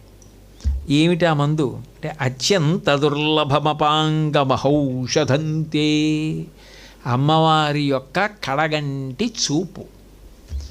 అక్కడొచ్చింది కర్మ. మీ ఆర్తికి విరుగుడు మీరు భక్తితో అమ్మవారి దగ్గర కూర్చోవడం, అమ్మవారి సేవ చేస్తే ఆవిడ ఏం చేస్తుంది? అపాంగ ప్రేమతో ఇలా చూస్తుంది పక్కకి. ఆ పొట్టి చూపు గట్టి చూపు. ఆవిడ కానీ ప్రేమతో ఇలా చూసిందా నీకు ఔషధం దొరికేసింది. అసలు ముందు అది ఔషధం అని చెప్పడానికి నీకు గురువుగారు ఉండాలి. అది దొరకాలంటే గురువుగారు చెప్పినట్టు నడవాలి, వైద్యుడు చెప్పినట్టు వినాలి. ఆయన ఏది చెయ్యొద్దన్నారో అది చేయడం మానేయాలి. గురువుగారు ఇది చెయ్యకురా అన్న దాని జోలికి వెళ్లకుండా ఉండాలి. నిషిద్ధ కర్మ పథ్యం, ఇది తినద్దు అని వైద్యుడు చెప్పింది తినకుండా మానేయాలి. అది మర్యాద, అది విశ్వాసం, అది దైవవాక్కు అని నీకు నమ్మకం ఉండాలి. వైద్యుడి రూపంలో దైవం చెప్పాడు నాకు. నేను రోజు ఏ శివారాధన చేస్తున్నానో ఆ శివుడే నాకు వైద్యుడి రూపంలో చెప్పాడు. రే కోటేశ్వరరావు నీ తినకిది అని చెప్పారు కాబట్టి నేను తినను, నాకు శివుడు చెప్పాడు అది. నీకు ఆ నమ్మకం ఉండాలి. ప్రథమో దైవ్యోభిషకౌ, శివుడు చెప్పిన శివుడే వైద్యుడు అని నీకు ఆ విశ్వాసం లేనప్పుడు ఆయన ఎంత ప్రజ్ఞావంతుడైనా ఎంత గొప్ప ఔషధం రాసినా నీకు ఎలా తగ్గుతుంది రోగం? ఆయన చెప్పినట్టు నువ్వు ఉంటే కదా తగ్గడానికి. గురువుగారు వైద్యుడు లాంటివాడు, శిష్యుడు రోగి లాంటివాడు. ఇప్పుడు గురువుగారి దగ్గరికి వెళ్ళినప్పుడు వైద్యుడి దగ్గరికి రోగి వెళ్ళినట్టు వెళ్ళి ఆయన చెప్పినట్లు నడిస్తే నీకు ఆ ఔషధం దొరుకుతుంది. నీకు ఆ శ్రద్ధ ఉంటే ఆ ఔషధం దొరుకుతుంది. ఒకసారి ఔషధం దొరికేసింది అనుకోండి, అయ్యి బాబోయ్ తలకాయ పోటు అన్నాడు, లేకపోతే మోకాళ్ళ నొప్పి అన్నాడు, లేకపోతే ఏదో వెనకాల చట్ట దగ్గర నొప్పి వస్తోంది అన్నాడు. ఒక్కసారి డాక్టర్ గారు అనుగ్రహించి ఒక్క మాత్ర ఇచ్చారంటే పోయిందంతే. గురువుగారు చెప్పినట్లు నడిస్తే అమ్మవారి యొక్క అపాంగం, ఆ కటాక్షం దొరికిన వెంటనే పోయిందంతే. కాబట్టి అసలు గురువు లేకుండా తరించడం అన్న మాట ఎక్కడుంది లోకంలో? లేనే లేదు. అసలు ప్రారంభం ఎక్కడ? ఆ కర్మానుష్ఠానం చెప్పవలసింది ఆయనే. ఎందుకనంటే అసలు నీ ఆరాధన ఏమిటి, నువ్వు ఎలా చెయ్యాలి, ఎందుకు చెయ్యాలి, దానిలో నీ ప్రేమ భావన ఎలా ఉండాలి, ఎంత భక్తితో చెయ్యాలి. తెల్లవారుతోందంటే అది అభ్యుదయం. తెల్లవారుతోందంటే సంతోషం ఉండాలి. అబ్బా తెల్లవారుతోంది, నేను పూజ చేయాలని నీకు పూజ సంతోషకరం కావాలి. ఈశ్వర పూజ చెయ్యడంలో గొప్ప ఆనందం ఉండాలి. అంతేగాని అబ్బాయి ఇంకా 10 నిమిషాల్లో అయిపోతుందా, 20 నిమిషాల్లో అయిపోతుందా, రోజు చచ్చిపోతున్నాను ఇవంతా చేయలేక అన్న భావనతో ఏడుస్తూ చేసిన దానికి బాబా అంత ఏడుపు ఎందుకు, నాకు చేయడం ఎందుకు అంటాడు ఆయన. ఆయనకి అది ఎందుకు, ప్రేమ కావాలి ఆయనకి. మార్గావర్తిత పాదుకా పశుపతే రంగస్య కూర్చాయతే కండూషాంబు నిషేచనం పురరిపోర్ దివ్యాభిషేకాయతే కించిత్ భక్షిత మాంసశైషకవళం నవ్యోపహారాయతే భక్తి కిం న కరోత్యహో వనచరో భక్త్యావతంసాయకే అంటారు శివానందలహరిలో. తిన్నడికి ఏమీ తెలియదు కానీ భక్తి ఉంది. అది శివలింగం కాదయా శివుడు అన్నాడు ఆయన. అది శివలింగమేనండి రాయేనండి అన్నవాడికి అనుబంధం ఏముంది దాంతో? ఆ అనుబంధం ఆయనకు ఉంది. ఆయన శివుడు అన్నాడు. ఇప్పుడు ఒకసారి లోపలికి వెళ్ళి చూశాడు, ఎప్పుడు తిన్నావా ఇలా ఉన్నావు, ఆకలియట్లేదా నీకు అని గబగబా వెళ్ళాడు. వెళ్ళినవాడు ఏం చేశాడు, ఏదో జంతువుని వేటాడాడు. వేటాడిన వాడు ఏం చేశాడు, ఎక్కడ రుచిగా ఉందో అది పెడతానన్నాడు పిల్లాడికి పెట్టినట్టు అని. మాంసం ముక్కలు, పచ్చి మాంసం అంతా కొరికి చూశాడు.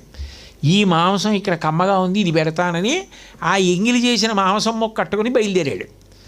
బయలుదేరాక గుర్తొచ్చింది, అబ్బో నేను తిన్నట్టు తిండిన ఈ శివుడికి కొన్ని బలహీనతలు ఉన్నాయి, స్నానం చేస్తే కానీ తిండు, నీళ్ళు అట్టుకెళ్ళి పొయ్యాలి కదా ఈయనకి. ఎలా? ఒక చేతిలో ధనస్సుంది, ఓ చేతిలో మాంసం మొక్కుంది. అందుకని ఓ నదీ తీరానికి వెళ్ళి సువర్ణముఖరి నదిలో ఉన్నటువంటి నీళ్లు నోట్లో పట్టుకున్నాడు. పట్టుకుని మింగేయకుండా గుడకపడకుండా గబగబ గబగబా గుళ్ళోకి వెళ్ళాడు. వెళ్ళి నిర్మాల్యం ఉంది, చేసిన పూజ పువ్వులు ఉన్నాయి. శివలింగానికి పూజ చేసిన పత్రి తీసేటప్పుడు ఉత్తరాభిముఖంగానే తీయాలి ఆ నిర్మాల్యం. పైగా కూర్చతో తీయాలి. అది చూడండి, దర్భలతో వాటితో మెత్తగా ఉన్నటువంటి కూర్చి అంటారు. తొందరగా మీకు అర్థం అవ్వాలంటే బ్రష్. నేను చెప్పేది శివాలయంలో శివలింగానికి దాంతో తీస్తారు కూర్చ. అక్కడ దాకా వచ్చాడు. ఈ నిర్మాల్యం ఉంటే స్నానం చేయడు, ఎలా తీయాలి? ఇప్పుడు నా దగ్గర ఏది కూర్చి అనుకున్నాడు. మార్గావర్తిత పాదుకా పశుపతే రంగస్య కూర్చాయతి. శివుడికి అన్నం పెట్టాలన్న ప్రేమలో ఆనందంలో కూర్చి తేవడం మర్చిపోయానని చెప్పి బాగా తిరగడంలో మెత్తపడిందని కాలు చెప్పు తీసి దాంతో తీసేశాడు. శివుడు అన్నాడు, ఇంత గొప్ప కూర్చ నాకెవ్వరూ తేలేదురా అన్నాడు. అంటే దాని అర్థం నీ చేయించాలాగా. తిన్నడి ప్రేమ గొప్పది. అక్కడ ఈశ్వరుడు తీసుకున్నది ప్రేమ. ఆ ప్రేమ ఆయనకు అంతే తెలుసు. ప్రేమ లేని పూజ అయితే ఈశ్వరుడు దాన్ని తప్పు పడతాడు, తీసుకోడు. ఆయన ప్రేమ తీసుకుంటున్నాడు. మార్గావర్తిత పాదుకా పశుపతే రంగస్య కూర్చాయతే గండూషాంబు నిషేచనం పురరిపోర్ దివ్యాభిషేకాయతే. రుద్రంలో ఉన్న మంత్రాలన్నీ నమస్తే అస్తు భగవన్ విశ్వేశ్వరాయ మహాదేవాయ త్రయంబకాయ త్రిపురాంతకాయ త్రికాగ్నికాలాయ కాలాగ్నిరుద్రాయ అంటూ అభిషేకం చేస్తారు. ఆయనకి పాపం ఆ మంత్రాలన్నీ వచ్చే అవకాశం లేదుగా. స్నానం చేయించాలన్న ఆర్తి ఉంది. ఆ నోట్లో ఉన్న నీళ్లు ఊహించాడు శివలింగం మీద. అబ్బా ఏమి అభిషేకం రా అన్నాడు శివుడు. అంటే ఆయన ప్రేమ చూశాడంతే. అది శివలక్షణం, అది శివుడి యొక్క గొప్పతనం. గండూషాంబు నిషేచనం పురరిపోర్ దివ్యాభిషేకాయతే కించిత్ భక్షిత మాంసశేష కబళం నవ్యోపహారాయతే. అంతకుముందు ఆ జంతువుని చంపిన తర్వాత పైకి తీసి మాంసం ముక్కలన్నీ కొరికి ఈ ముక్క బాగుందని పట్టుకొచ్చాడు. ఆయన సగం తిని తీసుకొచ్చిన ఎంగిలి మాంసం ముక్కని శివుడు అబ్బాయి ఎంత బాగుందో అని తినేశాడు. నవ్యోపహారాయతే భక్తి కిం నకరోత్యహో వనచరో భక్త్యావతంసాయకే.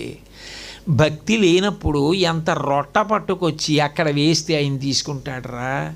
అది శివలింగం అంటే శివుడే ఆయన తినాలి, ఆయన స్నానం చేయాలి అంతే తప్ప ఇదే అన్నది ఆయనకి ఆలోచన లేదు. అసలు ఉన్నాడన్న భావన ఉంది, ఆర్తి ప్రేమ ఉంది. అక్కడ తీసుకున్నాడు శివుడు. అది భక్తి గొప్పతనం అన్నారు శంకరాచార్యులు వారు శివానంద లహరిలో. ఇది చెప్తే నేను ఒకటి చెప్పకుండా ఉండలేను ఎప్పుడు. దూర్జటి ఈ శ్లోకాన్ని దృష్టిలో పెట్టుకుని కాళహస్తీశ్వర శతకంలో ఒక అద్భుతమైనటువంటి పద్యం రాశాడు. నేను ఏదో మా మనవడిని తీసుకొని మనవరాలని మీ ఇంటికి వచ్చాను అనుకోండి. ఏదో పాప ఆయన వచ్చారు ప్రేమగా, సాధారణంగా ఎవరిళ్ళకి వెళ్ళడు కదా, వచ్చాడు అని బాబు ఏమైనా తింటావా అంటే ఓ లడ్డూ పట్టుకొచ్చి మీరు ఇస్తే తింటాను అన్నాడు అనుకోండి. మా మనవడు లడ్డు, మా మనవరాలు లడ్డు ఇస్తే తినేసి ఇంకా ఉన్నాయా అని అడిగాడు అనుకోండి. ఓ 3, 4, 5, 6 ఇన్ని పెట్టినా తినేసేవాడు. ఇంకా లేవా అని ఏడుస్తున్నాడు అనుకోండి. నేను వెళ్ళొస్తానమ్మా, బయలుదేరిపోతానని వాడిని తీసుకుని ముందు తొందరగా వాహనం ఎక్కేసి ఇంటికి వెళ్ళిపోగానే ఏమంటాను, నీకేమైనా కరువు ఏమిటా లడ్డూలు తినేయడం వాళ్ళ ఇంట్లో అంటానా అన్నా. అలా శివుణ్ణి దూర్జటి ప్రశ్న వేశాడు. నీకున్మాంసము వాంఛయేని కరువా, నీ చేత లేడు ఉండగా జోకైనట్టి కొఠారముండ అనల జ్యోతుండ నీరుండగా పాకంబొప్ప ఘటించి పునుకచే భక్షింపక బోయచే చేకొండింకిలి మాంసమిట్లు తగునా శ్రీకాళహస్తీశ్వర. ఏం శ్రీకాళహస్తీశ్వర నీకన్నా కరువా? మాంసం తినాలని అనుకుంటే గప్చిప్గా తినచ్చా, నువ్వు వంటింట్లో కూడా వెళ్ళక్కర్లేదు. నీకేమో ధవళవిషమిందోర్మండలే సన్నివిష్టం భుజగవలయహారం భస్మదిగ్ధాంగమీశం మృగయపరశుపాణిం చారు చంద్రార్ధమౌళిం హృదయ కమల మధ్యే సంతతం చింతయామి. నీకు ఓ చేతిలో లేడుంది, ఓ చేతిలో కుఠారము గండ్రకొట్టలుంది. నీకంత మాంసం తినేయాలని ఉంటే ఎవ్వరికీ తెలియక్కర్లా, గప్చిప్గా గుడి తలుపులు వేసాక. ఈ గండ్రగొడ్డలు తీసుకుని ఆ జింక మీద ఓ దెబ్బ కొట్టి ఓ మాంసం ముక్క పీక్కుని ఈ చేతిలో బ్రహ్మకపాలం ఉంది అందులో పడేసుకుని పైన గంగమ్మ ఉంది తీసుకుని ఆ నీళ్ళు ఇందులో పోసుకొని మూడో కన్నా అగ్నిహోత్రం మీద ఉడకేసుకొని నువ్వే తినేస్తే ఆవిడకి తెలియదు. అంతేకాని ఈ ఎగిలి మాంసం తినేది ఏమిటయా?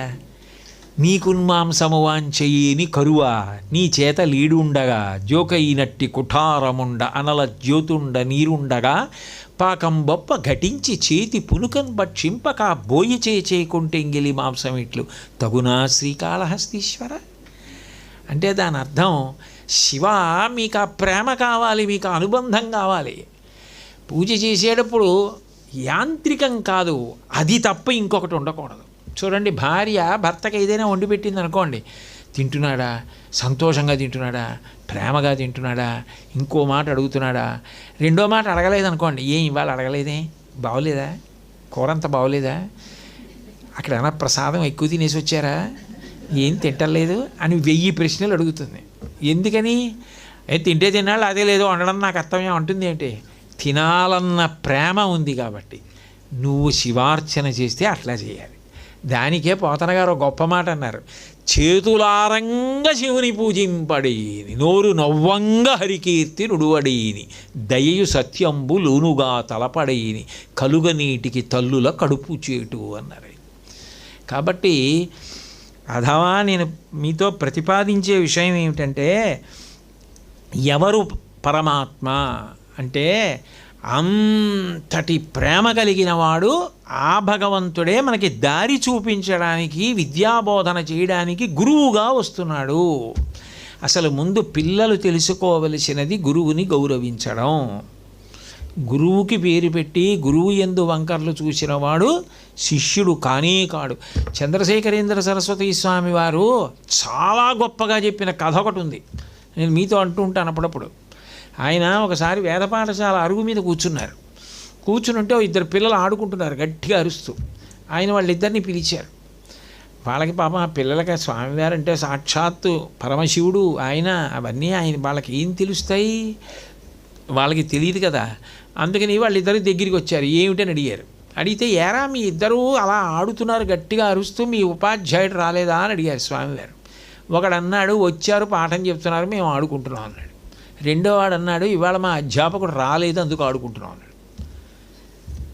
మీరిద్దరూ ఒక తరగతే చదువుకుంటున్నారు, ఒక వేదమే చదువుకుంటున్నారు, ఒకరు వచ్చారంటున్నారు అధ్యాపకుడు, ఒకడు రాలేదంటున్నాడు. ఏది నిజమని వాళ్ళిద్దరిని అక్కడ కూర్చోమన్నారు స్వామివారు. అంతేవాసిని పిలిచి, వీళ్ళు చదువుకుంటున్నటువంటి తరగతి గదికి వెళ్ళి వీళ్ళ అధ్యాపకుడు వచ్చాడా లేదా చూసిరా అన్నారు.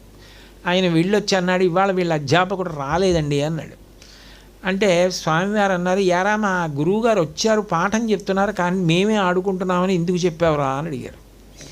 మా గురువుగారు రానంత మాత్రం చేత మేము ఇలా గట్టిగా అరుస్తూ కేకలేస్తూ ఆటలాడి మీరు పిలిచి అడిగితే మా గురువుగారు రాలేదు, ఇవాళ పాఠం చెప్పలేదు అందుకు ఆడుతున్నామని మా గురువుగారిని తక్కువ చేసి మాట్లాడడం కన్నా అబద్ధమాడి మా గురువుగారు వచ్చారు నేనే ఆడుకుంటున్నానని చెప్పడం మర్యాద అనిపించి నేను అలా చెప్పానన్నాడు. మహాస్వామి వారికి ఎంత పొంగిపోయారో. ఆడుకుంటున్నా వీడు రా గురుభక్తి కలవాడు, వీడు వృద్ధిలోకి వస్తాడు రా అన్నారు. అంటే ముందు అసలు గురువు మీద గౌరవం ఉండాలి. కాబట్టి దేశిక రూపేణ దర్శితాభ్యుదయం, దానికి అంతే ఉంటుంది. 3 నెలలు చెప్పినా 6 నెలలు చెప్పినా దానికి ఏమంతే ఉండదు. కాబట్టి నేను ఈ శ్లోకాన్ని ఇవాళ ఎట్లాగైనా పూర్తి చేసి ఇంకొక పక్క శ్లోకం కూడా చెప్పాలనుకున్నాను. మా అమ్మ నా చిన్నప్పుడు మాట అంటుండేది, ఆశలావు పీక సన్నం అంటుండేది.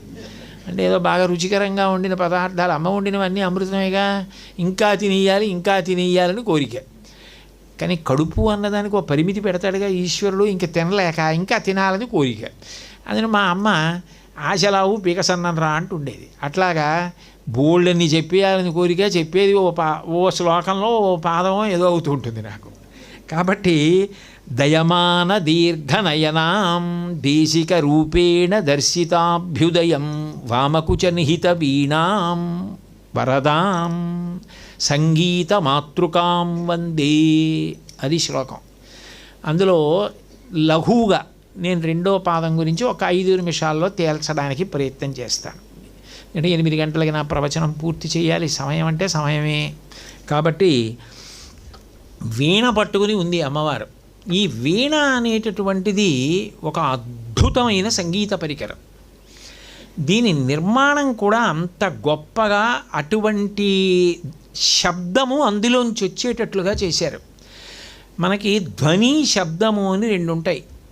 ధ్వని అంటే అర్థం ఉండదు, శబ్దము అంటే అర్థముతో కూడుకుని ఉంటుంది. ఓ పసిపిల్లాడు ఉంగా ఉంగా అని ఏడుస్తున్నాడు అనుకోండి, దానికి అర్థం ఏమిటండి అని అడిగాను అనుకోండి, దానికి ఏం అర్థం ఉండదు. వాడు ఉంగా ఉంగా అని ఏడిచాడు అంతే. దానికి అర్థం ఏమిటి? శబ్దము అంటే అర్థముతో కూడుకుని ఉంటే శబ్దం అంటారు. ఇప్పుడు నేను మాట్లాడుతుంటే శబ్దం, వేదమునకు శబ్దరాశి అని పేరు. అర్థముతో కూడి ఉంటుంది.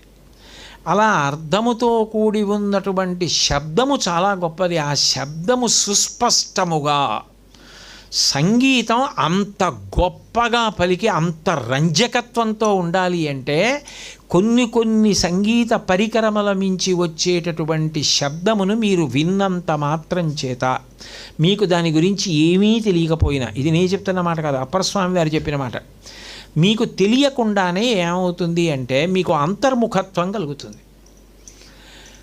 తెలిసి అలా వీణ వాయించగలిగితే అది మోక్ష కారణమని యాజ్ఞవల్క మహర్షి చెప్పాడు. అది మోక్షాన్ని ఇస్తుందని. వీణానాదాన్ని వింటూ ఉంటే మీకు తెలియకుండానే మీ మనసు పరమ ప్రశాంతతని పొందుతుంది. సామ అంటే శాంతి అని, సామవేదం, వేదానాం సామవేదోస్మి అంటాడు పరమాత్మ.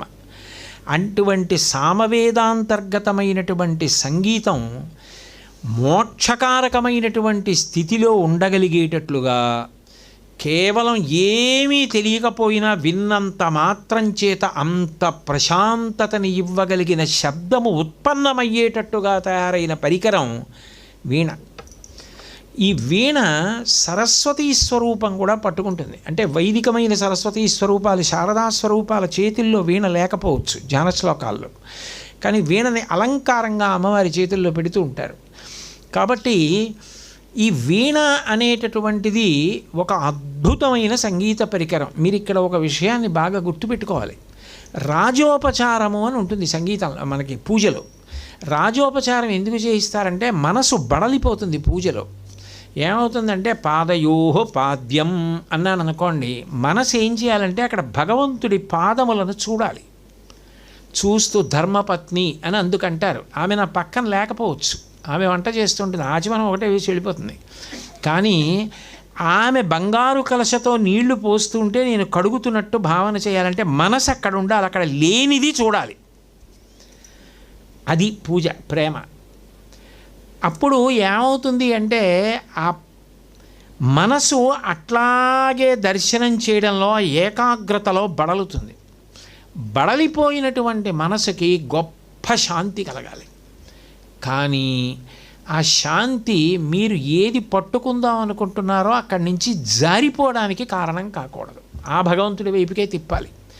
అందుకని రాజోపచారాల్లో ఏం చేస్తారంటే పరమసాత్విక శబ్దములు ఉత్పన్నమయ్యే పరికరములనే భారతీయ సంగీతంలో వాయిస్తారు. అందుకే మెరుపులు కానీ, ఉరుములు కానీ, పిడుగులు కానీ ఈ శబ్దములు భారతీయ సంగీత పరికరములను వాయించినప్పుడు ఉత్పన్నం కావు. మీరు వైలిన్ చూడండి, వీణ చూడండి, మృదంగం చూడండి, వేణువు చూడండి, ఇవన్నీ కూడా ఏమిటంటే తంత్రి అంటే తీగతో కూడుకున్న పరికరాలు కొన్ని ఉంటాయి. ఒకదాని మీద ఒకటి రాపాడించి శబ్దం పుట్టిస్తారు. గోటితో మీటి వీణ, రంధ్రీ పరికరం అనేది ఒక కర్రకి రంధ్రాలు చేసి గాలి ఊది వేణువు. ఇవన్నీ ఉరిపిడి చేత శబ్దాన్ని సృష్టిస్తారు. ఇవి గాంధర్వ వేదంలోంచి వచ్చాయి. గంధర్వులు ఇంత గొప్పగా ఈ శబ్దాన్ని సృష్టించవచ్చు అని తయారు చేసినవి. ఆ సంగీతం ఏం చేస్తుందంటే మీకు ఉత్తర క్షణం మనశ్శాంతిని ఇస్తుంది. మొదటి ప్రయోజనం. వీణ లాంటివి మీరు బాగా ధ్యానానికి ఉపయుక్తమై మోక్షమునకే కారణమవుతుంది. వీణ బాగా వాయించడం నేర్చుకున్న వాళ్ళు ఆ శబ్దమునందే లయమై మోక్షాన్ని పొందుతారు అని సాక్షాత్తు యాజ్ఞవల్క మహర్షి చెప్పారు స్మృతిలో. అంత గొప్పది వీణ. అందుకని అటువంటి వీణ అమ్మవారు పట్టుకుంటుందిట. పట్టుకున్నప్పుడు ఎలా పట్టుకుందిట అంటే వీణని నిలబెట్టి వాయిస్తారు. మన విజయనగరం అటువైపు వీణని ఇలా పడుకోబెట్టి వాయిస్తారు. ఆ వాయించేటప్పుడు యువతల వైపు ఎడం వైపు ఉన్నటువంటి భాగం గుండెకి తగిలేటట్టుగా పట్టుకుందిట. వామకుచ నిహిత వీణాం. ఎందుకని అంటే కుండ, దండి, యాళి అని 3 ఉంటాయి వీణకి. కుండ అంటే యువతల వైపు కుడి చేతి వైపు పెద్దది ఉంటుంది. దండి అంటే మధ్యలో కర్రలా ఉంటుంది, మెట్లు ఉంటాయి. యాళి అంటే పౌరాణిక మృగం. ముత్తుస్వామి దీక్షితారు వారిది అయితే కిందకి తిరిగి ఉంటుంది, మిగిలిన వాళ్ళది పైకి తిరిగి, ఆయనది పైకి తిరిగి ఉంటుంది, మిగిలిన వాళ్ళది కిందకి తిరిగి ఉంటుంది వీణకి. ఈ వీణ అనేటటువంటి పరికరం అది నిజంగా మహానుభావులు, గంధర్వులు, ఆ ఋషులు ఎలా సృష్టించారో కానీ అది ఒక అద్భుతమైనటువంటి పరికరం. దాన్ని తంజావూరులో పనసకర్రతో చేస్తారు. ఆ పనసకర్రతో వాళ్ళు వీణ తయారు చేసే విధానం వింటేనే ఆశ్చర్యం వేస్తుంది, ఇంత గొప్పగా చేస్తారని. మైసూరులో అయితే నల్లకర్రతో చేస్తారు. అది 24 కంచు లేదా ఇత్తడి మెట్లు ఉంటాయి మధ్యలో. 24 బీజాక్షరాలు గాయత్రి మహామంత్రం. 24 మెట్లు వీణ. 24 అంకె మీద ఉంటాయి. ప్రతి అక్షరానికి ఋషి ఉంటాడు గాయత్రి మహామంత్రంలో, దేవత. ఈ వీణకి 24 మెట్లు ఉంటాయి. ఈ మెట్టు నొక్కుతున్నప్పుడు స్వరాలు పలుకుతూ ఉంటాయి. 2 చేతులతో వాయించాలి. 2 చేతులతో వాయించడంలో ఒక చెయ్యి కదలకూడదు, ఒక చెయ్యి కదలాలి. ఒక చెయ్యి కదులుతున్నప్పుడు 2 వేళ్ళు పైకి లేవాలి, ఒక వేలు కిందకి వెళ్ళాలి. ఇందులో కూడా విశేషం ఏంటంటే ఆ వీణ వాయించేటప్పుడు అంటే అంత ఏకాగ్రతతో ముందు ప్రారంభం చేస్తారు. తర్వాత అంత అలవోకగా ఆ శబ్దానికి తామే పరవశించిపోతూ వాయించేస్తారు. ఇంకా చూడకుండానే మెట్ల మీద వేళ్ళు కదిలిపోతాయి. మొదట్లో చూసి కదుపుతారు, తర్వాత ఇంకా వాయిస్తూ పరవశించిపోతూ వాయించేస్తారు. ఆ వాయిస్తున్న స్థితిని చెప్తున్నారు ఆయన. అది కుడి చేతి చూపుడు వేలు, మధ్య వేలు కిందకి మీటుతాయి. ఇలా ఈ చూపుడు వేలు, మధ్య వేలు ఈ 2 తీగల్ని కిందకి మీటుతాయి. ఈ చిటికెన వేలు ఒక్కటి పైకి వాయించాలి. పైకి వాయించిన దాన్ని తాళము అంటారు. సంగీతం పలకడానికి వాయించేటటువంటి తీగలు ఏవి 2 వేళ్లతో వాయించేవి ఉన్నాయో అవి సారణి, తగ్గు పంచమము, మంద్రము, అనుమంద్రము అని పిలుస్తారు. తాళత సంబంధమైన తీగల్ని ప్రక్క సారణి, ప్రక్క పంచమము, హెచ్చు సారణి అని పిలుస్తారు. అంటే అసలు వీణ వాయించేటప్పుడు మస్తిష్కంలో కీర్తన ఉండాలి, కీర్తన స్వరాలు ఉండాలి. ఆ స్వరాలు లోపల తనకి తెలియకుండానే పాడుకుంటూ ఉంటారు. రఘువంశ సుధాంబుధి చంద్రశ్రీ అని పాడుకుంటూ ఉంటారు. లోపల పాడుతూ ఈ మెట్ల మీద ఆ చివరి నుంచి ఈ చివరి వరకు ఏ మెట్టు మీదకి రావాలంటే ఆ మెట్టు మీదకి వేళ్ళు కదలాలి. అలా కదిలితే చూపుడు వేలు, మధ్య వేలు, పక్క వేళ్ళు తగలకుండా అంత వేగంగా మెట్టు మీదకి వెళ్ళి నొక్కాలవి. నొక్కితే స్వరం పలుకుతుంది. తాళం ప్రాణం. చిటికిన వేలుతోటి తాళాన్ని మోగించాలి. ఈ 2 వేళ్లతోటి సంగీతాన్ని పలికించాలి.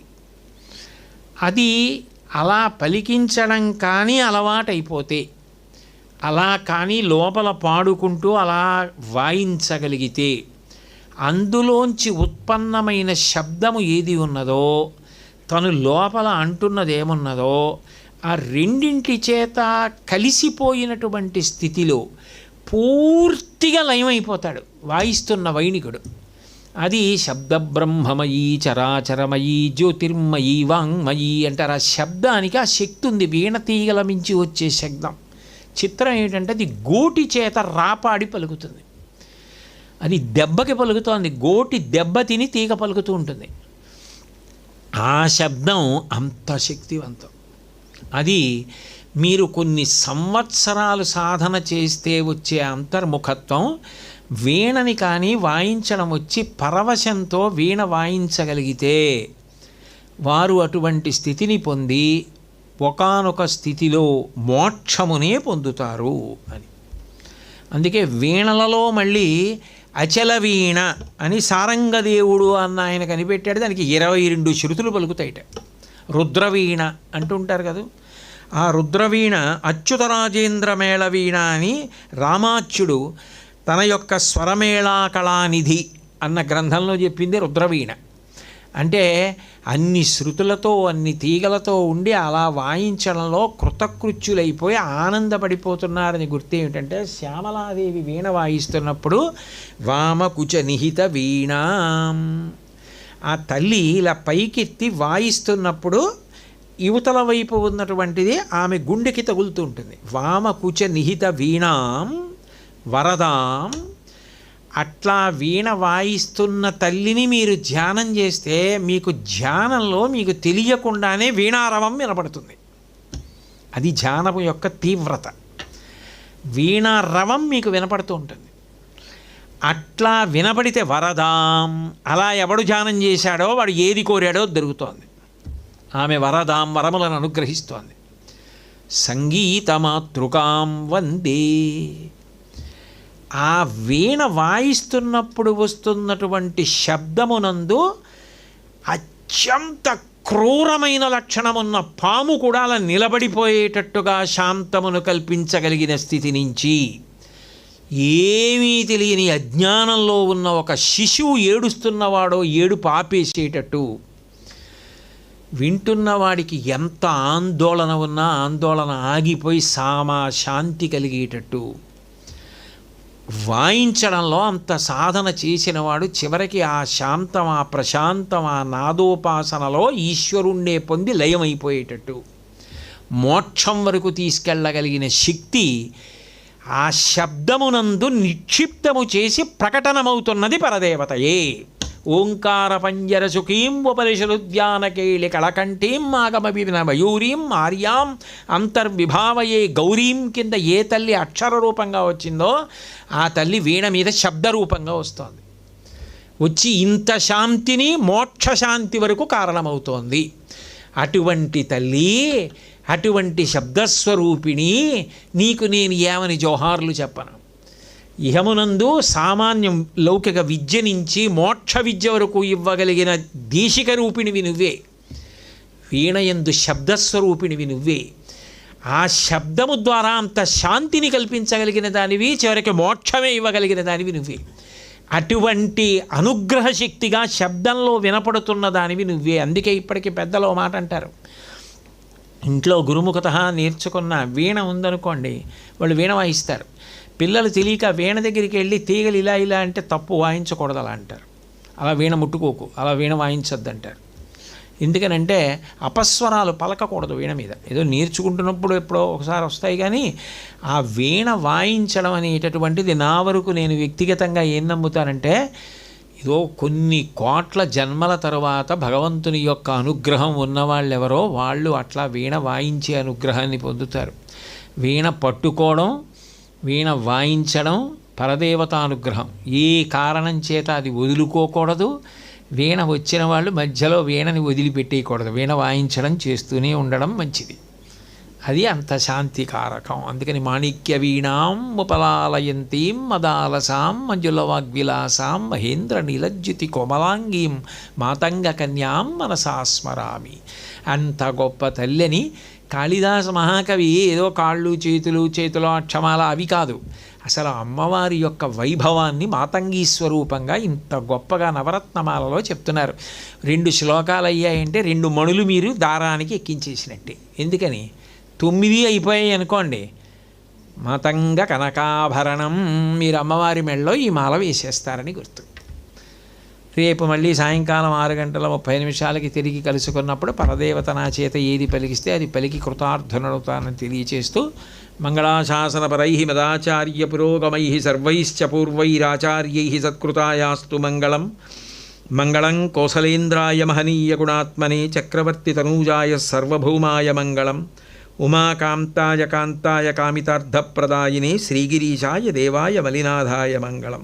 సర్వం శ్రీ ఉమామహేశ్వర పరబ్రహ్మార్పణమస్తు. స్వస్తి.